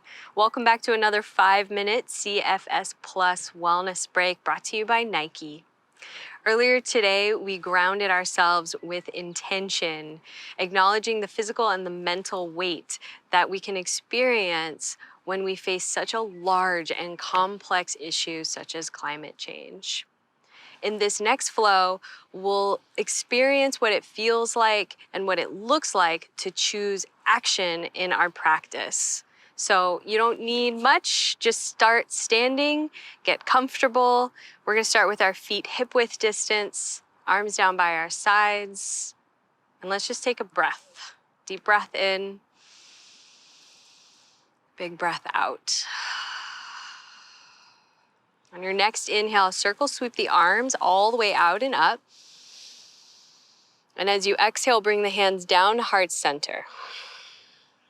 And do that again. Inhale, circle sweep the arms out and up towards the sky. Big breath in. And then right from here, I want you to bend your knees and sit your hips back and down, right into a chair pose. So already starting to feel our strength, right, from our feet all the way to the core, and then extending out through our fingertips. Think of yourself like a lightning bolt right here with power. Take a breath in. We're gonna find some movement. As you exhale, I want you to fly your arms back. Draw the shoulder blades together and keep the belly engaged. On the inhale, just sweep the arms forward and up. Exhale, fly the arms back. Very nice. Let's add something. Keep your right foot on the ground. Arms reach forward and up. And then bring the left knee up. So finding a little bit of balance. Stay here for just a moment. We're just gonna take a really big step back with that left foot and come onto the ball of the back foot. High crescent lunge.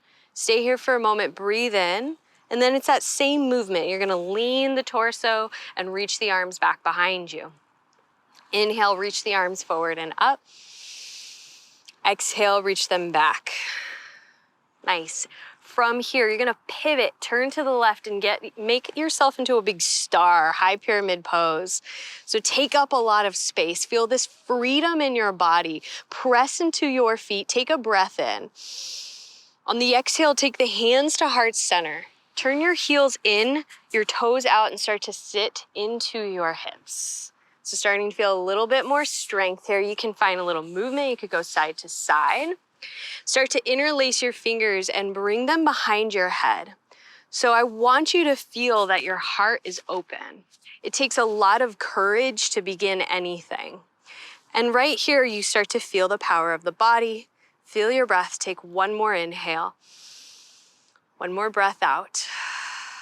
Let's come back up into that high pyramid, kind of star shape of your body. And then bring the hands to heart center as you step your feet together. Take a moment here, come back to your intention, feel grounded, both feet on the ground, feel your breath. We're gonna do all of that on the other side. So find that chair pose, separate the feet about hip width distance, reach your arms forward and up, and sit your hips back and down. Take a breath in, exhale to fly the arms back. Inhale as your arms go forward and up.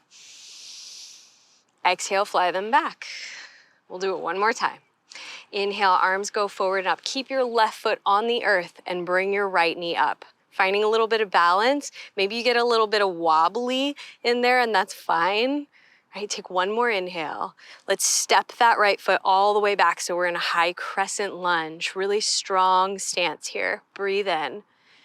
As you exhale, fly your arms back behind you. Lean the torso forward. Keep the core strong. Inhale, arms go forward and up.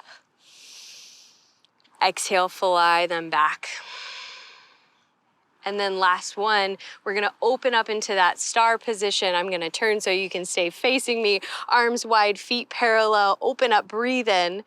Exhale, hands to heart center. Turn your heels in, your toes out, bend into the knees. Maybe you sit a little bit deeper this time. Make sure that the knees are not caving in. Try to press them out. Maybe you close your eyes. Maybe you just feel your breath. Rooted in your intention and knowing that we're all taking action together. So harnessing that collective action together. Take one more breath here. One more breath out. Come back up into that big high pyramid star pose. Feet together, hands at heart. Let's place the left hand on the heart, the right hand on the belly. And start to feel your breath, feel your heart beating. Maybe add in some gratitude for the world that we are living in together. Let's take one more breath in and out. I bring my hands together at heart center, and from my heart to each of yours, I humbly bow. Thank you so much.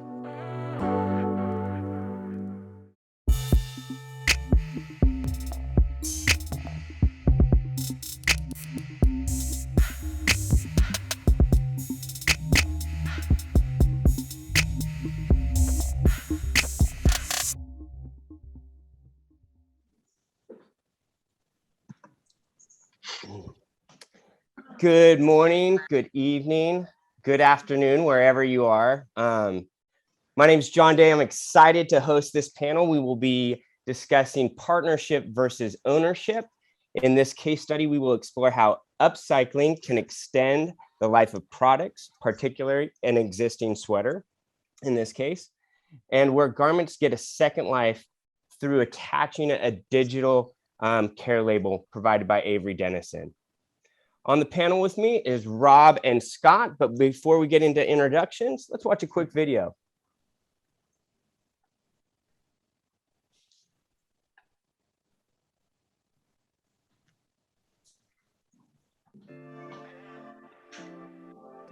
But Upwest comfort is first and foremost, but right beside it is sustainability.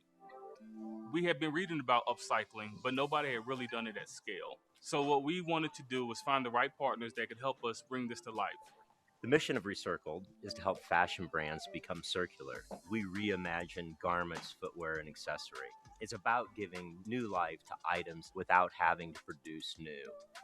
So we looked at inventory and we identified items that we thought we could turn into something new and interesting. It allowed us internally to really think through what are the types of products that make sense for our customers. We landed on making a blanket, mittens, and a dog sweater.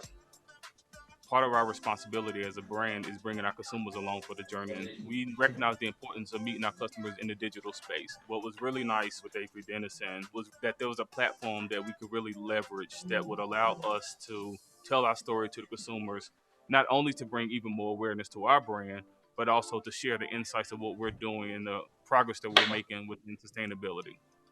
by leveraging the digital platform and the technology allows our customers to see how it went from being a sweater to being transformed, but also understand how they best care for their garments. Technology is driving the circular economy, and with the help of Avery Dennison, who are mastering the digital code, that's helping us on the back end identify what the content is, what the care is, so that we can upcycle and then eventually recycle all the footwear and fashion that's being produced. At UpWest, we recognize the strength of collaboration, and we really see a bright future in partnering with Avery Dennison and Recircle in helping bring more ideas in sustainability and comfort to life.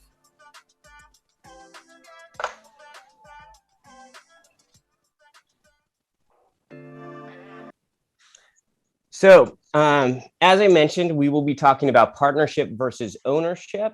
We're really going to get into kind of a little bit of the background of how UpWest identified Recircled as a partner. We're going to understand what the problem was, what the hypotheses was, and then talk about the solution and what some key takeaways were. If we have time, we'll take some questions and hopefully provide some answers. I know these guys well, and we could probably spend a couple days talking about this topic. We have limited time, so we will try and touch everything if we can. So real quick, Rob, can you tell us a little bit about yourself? What's up? What's up? First, thank you everyone for spending some time with us today and appreciate the opportunity. As John said, my name is Rob Smith. I am currently serving as the Director of Production and Sourcing at UpWest. Again, thank you for allowing me to be here today. Thanks, Rob. Scott, can you tell us a little bit about yourself too? Yeah, I'm Scott Coleman. Have 30 years of new apparel production experience, and just recently became founder and CEO of Recircled. Trying to pivot into this circular economy and building the facilities and processes that enable it. Awesome, thanks, Scott. Yeah, and you're joining us from Italy today, so you touch things globally. I love it. And obviously, I'm John Day. I work for Avery Dennison. I'm our global market development manager for sustainability and digital solutions. Rob, can you tell us a little? I'm sorry, Rob. This is for you right here. So, can you kind of walk us through your journey, and then we're going to touch a little bit on the companies, but just introduce the case to us. Absolutely. So one of the things about us as a brand, and obviously we want to talk a little bit about who we are as a brand, we have recognized that there was a great opportunity to kind of really think about what upcycling would look like through the lens of our brand filter. So in doing some research, we stumbled across some of the amazing work that Scott and his team were doing, reached out, made a connection, and, Scott is somebody that will excite you about the possibilities. So in leaning into learning a little bit more about what he was doing and the team, I took that back to our team internally and had some conversations. And we wanted to see what it would look like to really scale upcycling. So we helped to identify some existing inventory that we had that could really be used for this project. And then we pushed ourselves to tell the story, right? So John, as you know, but to share with others, we have been having conversations for about a year now on thinking about some of the different technologies and innovations that you guys had, and thought that this was the perfect opportunity to connect, the things that we were talking about with you from the digital triggers, and leveraging the things that we were learning about from Scott with upcycling, and really kind of bring it all together to do something really cool, but also create an opportunity to tell others about it and bring our consumers along for the journey to hopefully entice them on what extending the life of a garment could look like. Awesome. Thanks, Rob. Before we dive into the case, Rob, could you tell us a little bit about UpWest? Sure, it'd be my pleasure. So UpWest is a DTC brand. We were founded in 2019. We a purpose-driven brand with the singular purpose of providing comfort, and we provide comfort for mind, body, and spirit. But what stands right beside comfort for us is sustainability.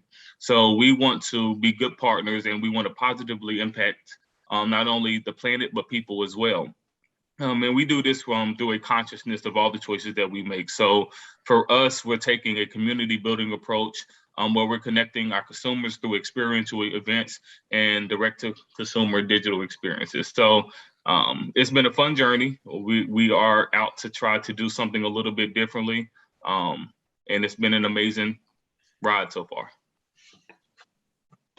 Awesome. Thanks, Rob.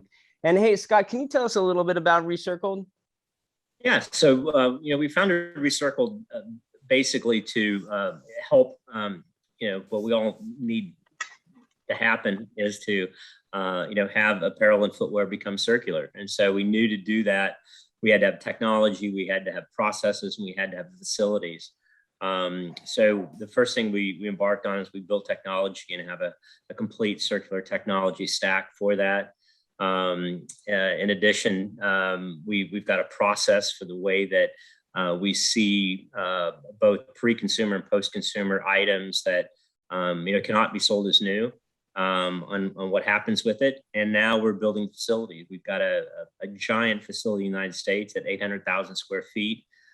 Here in central Italy, in Tuscany, we have a 100,000 square foot facility where we're handling everything from what we've partnered with Rob and Up West with reimagining items to recycling items to just everything that needs to be done to ensure that nothing goes to landfill and nothing's incinerated.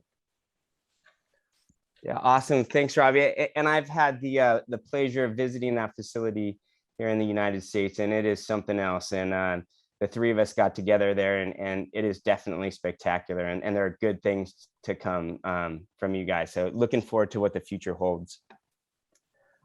Just a little background about Avery Dennison. If you were on the previous session, you heard Debbie Shakespeare. She talked a little bit about our digital journey and consumer engagements. But Avery's been around for 80 years, and we've been a global leader in providing physical labeling, while also integrating digital solutions that enable brands and retailers to address challenges and opportunities from source to store and onto consumer engagement. Sustainability is our core value. It's in our DNA. It is built into our product design, our operations, our culture, and is a part of every decision that we make. Actively driving digital innovation is both product and process-driven operations in order to serve the evolving needs of our customers while advancing the circular economy and being a force for good. And these are some of the principles that we stand on.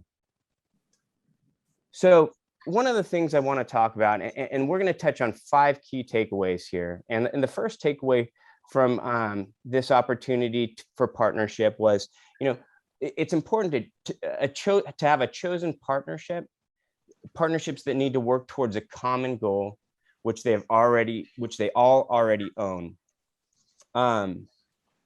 With that common goal identified, we recognize that to affect change, it must be done in collaboration. So let's get into understanding what the problem is.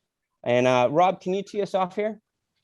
Absolutely. So, I wouldn't be myself if I didn't bring attention to the shoes that I have on in this picture.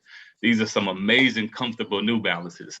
Pot of New Balances, by the way. So the problem for us was really, really cool because it was an opportunity for us to just play around. And, and one of the things in having the conversation with Scott, we were able to really lean in to a lot of the expertise of what him and his team have been doing over the course of the years with a lot of different partners. Early on, Scott was very open in sharing some of the ahas and learnings for him, which really allowed us to think creatively about the things that we were trying to do. So as you kind of see on the slides here, we have a principal value of sustainability and also looking at comfort. So what we had did, once we've identified the inventory, which was a sweater, a chenille sweater that we had ran at launch in 3 colors, we really wanted to figure out, okay, what does upcycling look like through this product? But also the unique challenge was, how do we create something that also brought value to what our consumers would see as well? So it wasn't just, let's take something and make something new of it. It was a great opportunity of creating something and making something that we also knew our consumers would respond to, while also telling them the story of, once you're done with something, let's challenge the social norms of what getting rid of something looks like. So for us, it was an amazing opportunity. Again, I continue to want to say that Scott and his team were great thought partners in, what were the possibilities. So it was truly a collaboration from the very beginning of, hey, we have this product. After reading all the amazing things that you guys are doing, we know what our brand filter and our brand edit is, and how do we now leverage the things that you guys are doing. So really the problem was really empowering, because we were starting with nothing but upside from the very beginning. Awesome. Thanks, Rob. And I'm going to stick with you as we kind of walk through the takeaway number 2. Can you expand on that a tad bit? Yep. So here it says, own the opportunities facing your business, but find partners who help find solutions to these opportunities. So I think this is such a powerful statement. Far too often we believe, far too often it's believed that you have to be the person to identify the problem and come up with a solution. And one of the things that my father taught me early on in life was, finding the problem sometimes is easy, but offering up a solution is challenging. It requires work. So the work for us was really, we're a retail brand. We know what we do well in identifying and engaging our customers. But to really address this problem, we need to find the subject matter experts in this space that could truly teach us and carry us along the way so that we can be mutually beneficial in this opportunity. So that requires work. That requires building relationships and cultivating relationships. And like I said, for me, I am a relationship-based person. So in doing the research, understanding what our opportunity was, in identifying Scott as a partner, obviously, John, the work that we had did early on and kind of understanding the innovations of what you guys were doing from digital triggers, it just became very easy. It's one of those things where I know it was work because I was doing it during, traditional hours, but it didn't feel like work. Like coming out of this opportunity, I met 2 guys that I know for a long time I'm gonna be associated and connected with because there's mutual interest, but also we've been able to do some pretty cool things together. Yeah, and I'll echo that sentiment. Like I kind of mentioned before, Rob, getting the opportunity to meet and work with both you and Scott, again, just kind of solidified that common goal, not only from a business standpoint, but also personally. And I think that was one of those key areas that really kind of drove this partnership home. So we are going to kind of dive into some of the hypotheses here. And Scott, I'm firing this first one at you because you received these sweaters, and the question was, could these sweaters be made into other garments? Yeah, it great challenge, right? So that's the whole beauty of this. There's we're making recycling and upcycling sexy, and that what a creative thing to have happen. And that Rob gave us this challenge. We accepted the challenge and said we're going to figure it out. And I think we threw 4 or 5 or 6, 7 ideas over to Rob, and Rob threw 3 or 4 back at us, and we went back and forth and several times, and after a short period of time landed on these 3 items that were not only that we could execute, but we could also use most of the product. And I think we wound up using 97, 98% of the product within these new products we produced. And it was just a tremendous collaboration. Everybody understood what the problem was and then how to solve it. It really wasn't even a problem. It was just had to find a solution. And we couldn't have done that on our own. We needed Rob and his team and what you are doing, John, with Avery Dennison, the digital triggers with it. It all came together. Yeah, I love it, Scott. I think we're starting to frame up, right, the importance of each one of our ownerships and then the collaboration and partnership needed to really drive it over the finish line. Hey, Rob, could you kind of share with us about, the potential and the opportunity to share this story with consumers? Absolutely. One of the things that I would like to echo, that we've been talking about is this idea of role clarity, right? So us, again, I know when people often say stay in your lane, it kind of has a negative connotation. But really, if you understand the role that you're playing, you can maximize that and lean into these relationships. So for us, we're a retailer. So at the end of the day, everything that we do is through the lens of our consumer. How are we bringing our consumers along for the journey and helping them understand why our products bring value to their life? And we knew that in order for this project to be successful, we had to bring our consumers along for the journey, not only from a traditional business standpoint, from a selling standpoint, but there was also a great, powerful opportunity for education. You know, one of the things that Scott shared with me very early on was just understanding the difference between recycling and upcycling. And while, you know, for somebody that, you know, went to NC State, studied textile chemistry, and thought I was very familiar with these terms, I realized there was a lot for me to learn. So if I was somebody that was well studied in this space, I could only imagine what the average consumer may think about. And I bring it to a very simple way. I have a 12-year-old son. And one of the things a mentor told me a long time ago is you can't explain what you're doing at the dinner table. You're over-explaining it, right? So I was talking with him about the project, and I was able to use the example of, you know, my wife works for the EPA. So we are a family that recycles. So it was one of these opportunities of trying to educate the difference between recycling and upcycling. And that, in its own moment at a dinner table conversation, just reaffirmed for me the importance of making sure that people understood that there's a unique difference here. And again, I keep going to Scott because he truly is the go-to this thing, greatest of all time. He shared, like, he's like, you know, we can upcycle anything. Like, Scott is not afraid to take on a challenge. So for me, that just excited me. And I knew if we did this the right way, we could help our consumers understand the power of this thing and how you could really start to change this narrative around what does fashion look like through this lens of sustainability. Rob, first of all, I love that story that you tell with, you know, about your boy at the dinner table. And I think, right, if we're trying to explain it, we probably need some help there. And the other thing that I think you called out that was really interesting is, right, that idea of ownership, right, and really understanding your role in the process, and you know, leaning on Scott for his expertise. And I too, Rob, learned a lot from Scott when I went out to visit him, and it awesome to be able to learn from one another.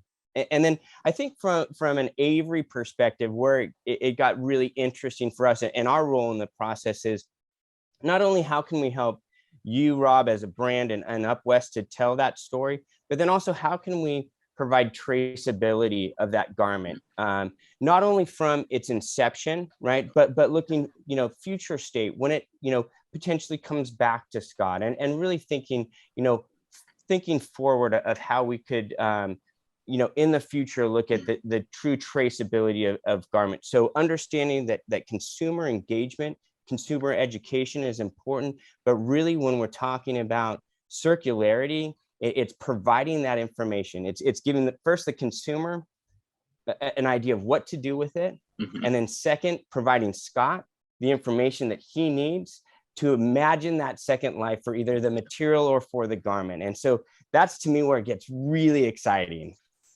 Yeah, you think about that, John, all that stuff exists today. And together, the three of us we put it all together. You know, we didn't reinvent anything. It was all right there, right in front of our faces, and we put it all together, and it's the future. Yeah, you're exactly right. It's that collaboration that allows these things to happen. Scott, can you just touch a little bit on takeaway 3 and around transparency and the importance of it? Yeah, no doubt. You know, transparency is one of the keys to all of circularity. We've got to get the customer and the consumer, and Rob's been talking a lot about that, that they're experts at engaging their customer, and they are. And now we know that customer is saying, okay, hey, bravo, you're joining this crowd, you're doing the right thing. Now show us. And so, you know, this whole idea of traceability, it's like schoolwork. It's like, you know, going to math, and, you know, you may get to the answer in the end, but the teacher wants to see the work in between. And this is what's going on. And you know, consumers are very smart today. And so we've got to create this traceability all along the way. And, you know, you at Avery Dennison have proven that the technology exists, we can do it, We all just have to agree on what it is, how we do it, how it's attached, what's done with it. And then, simple QR codes, been around for a long, long time, and let's just use them the right way. And again, as we've been talking, tell the story with it, show the story, demonstrate it. And the consumer, they'll react. They want that. We know that. Yeah. So true. So we're going to dive a little bit in here to kind of what the outcome was, what the solution was. And Rob, if you don't mind kind of sharing with us a little bit of what you found from it, what was the end result, because I think it's pretty cool and exciting. We saw a little bit of it in the video, but I'd love to hear your thoughts. Absolutely. So I'll lead by saying the solution was, with intentionality, all things are possible, right? So with focus and intention, we were able to convert a chenille sweater in 3 colors to 3 new products that are just as amazing. And had we not shared with everybody what it used to be, I don't know if anybody would have known that, it started off as something else. We also have incorporated leveraging the Avery Dennison technology to be able to tell the story. So now if you receive one of these products and you scan it, it'll take you to upwest.com/upcycle, where you'll be able to learn a little bit more. And once these products are available for sale, it will also connect you to the PDP page, where you'll be able to see the care and content. So again, that full transparency piece. And I think it's also important for us to also share that it's progress, not perfection. So I don't want to sit here and give this perception that as a brand, we're trying to stand on this platform of saying that we're experts in this. We're not. We're on this journey of discovery. We're on this journey of learning. So what it also allows us to do is bring our consumers along for this journey. So again, at any given point, as we're having aha moments, we have the ability to share back some of those insights and learnings with others. Yeah, Rob, that's a great point, right? Is that, we have our core competency, each one of us, in our own kind of areas. And, in this, and we own that, right? But in the partnership aspect, we get to lean on one another and rest on their expertise. And so I think it's fundamental for collaboration and partnership to work. I wanted to see if Scott, that last point there, when it comes to garment end of life, would you mind touching on that a little bit? And how the Avery digital care label kind of helped you out? Yeah, so you can just imagine that between upcycling and recycling, obviously we try with everything, and everything we work on, if it's already been made, let's use it if we can, or reuse it and upcycle it. But there is a lot of stuff that has to be recycled. And so it's like anything, the more information you have to begin with, care and content, yarn count, dyes used, all that kind of stuff, that we all know, that information was compiled at some point in time as that product was being made. Just put it on a digital trigger for us. So now we can make decisions very quickly moving forward with it. Because, the difference between just scanning a QR code and having all the information right there for us versus us staring at it and looking at it and touching and feeling and trying to figure out what it is, big difference. And it'll just make a much better, pure process for everybody. So at that time when these chenille mittens need to be recycled, which they will someday, if we, we'll know the content of it and we'll know exactly what to do with it. We'll have a solution with it. It'll be very fast. It'll create a pure process for the recycling too. We won't throw this in with the 100% cotton, to recycle it.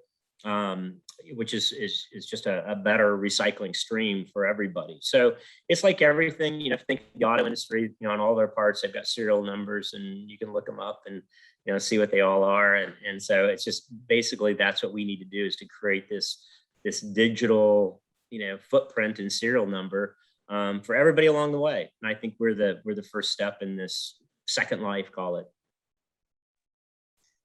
Yeah, I hear you, Scott. Right. And, that's one of the fantastic things. And, what I get to do is to be able to work with brands and second life imaginers like yourself, to really through that digital trigger and that data platform that we have at Avery is to really collect those touch points.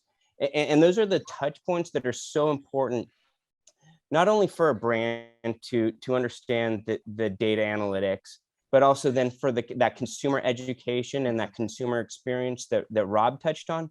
And then that information that you need, Scott, as you look to either recycle, reimagine, or reuse a garment, or I'm sorry, Second Life, resell a garment.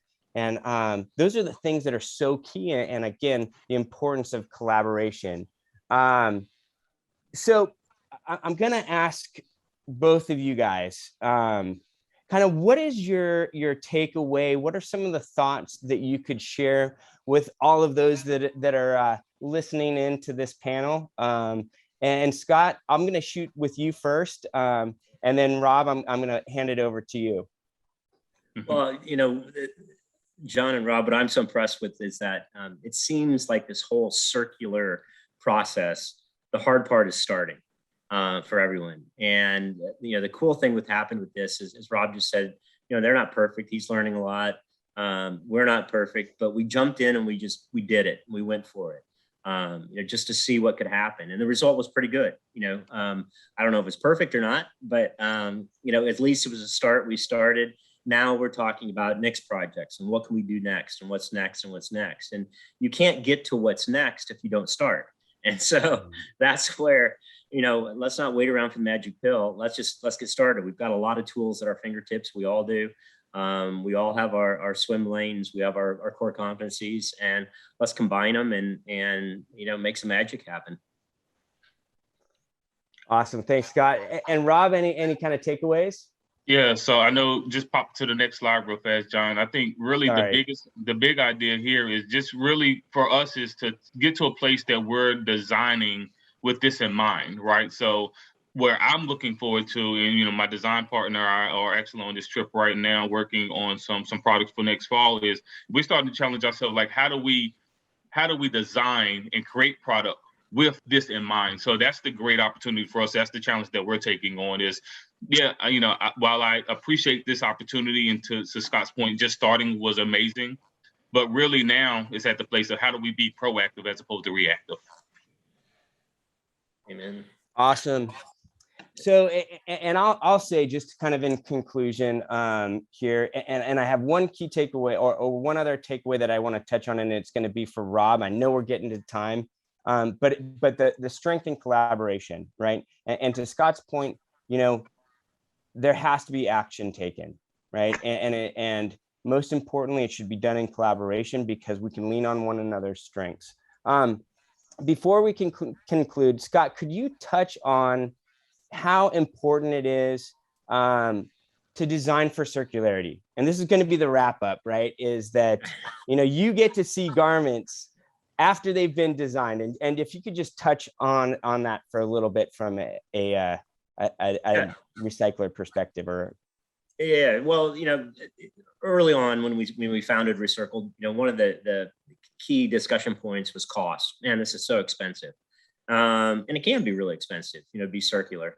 But if we start with the end in mind, we're not going to have anything go to the landfill. We haven't designed anything yet, so let's be thoughtful. Just as Rob said, he's already thinking about with his new designs what's going to happen after the first consumer is done with it. What's going to happen? Are we going to upcycle it? Are we going to recycle it? Are we going to reimagine it into something new? If we ask and answer all of those things ahead of time, we're just going to be that much further ahead. We may not have all the answers to it, while we're doing it, but if you're thinking circular, before you even produce it, the results are probably going to be better.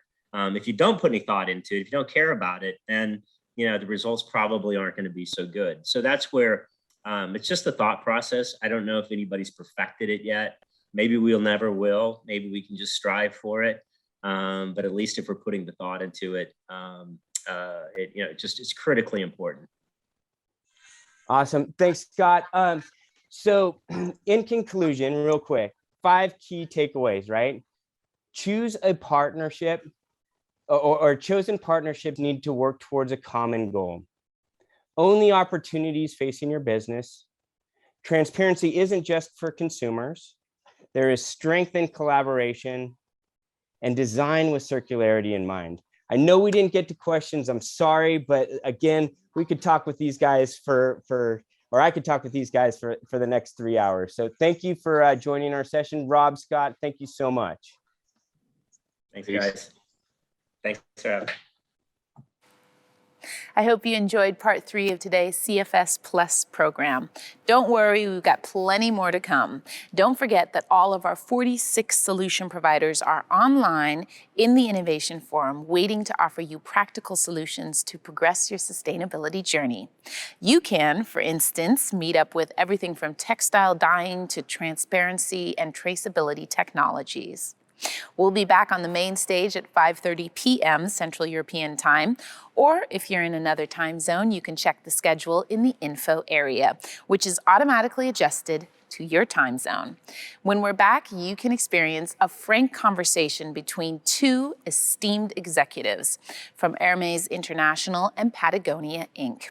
We will also hear from the president and CEO of Ralph Lauren Corporation, Patrice Louvet, and explore this year's Designer Challenge, where the Grammy Award winner and creative director of S1C, Miguel, will talk about how to produce a responsible pair of sunglasses.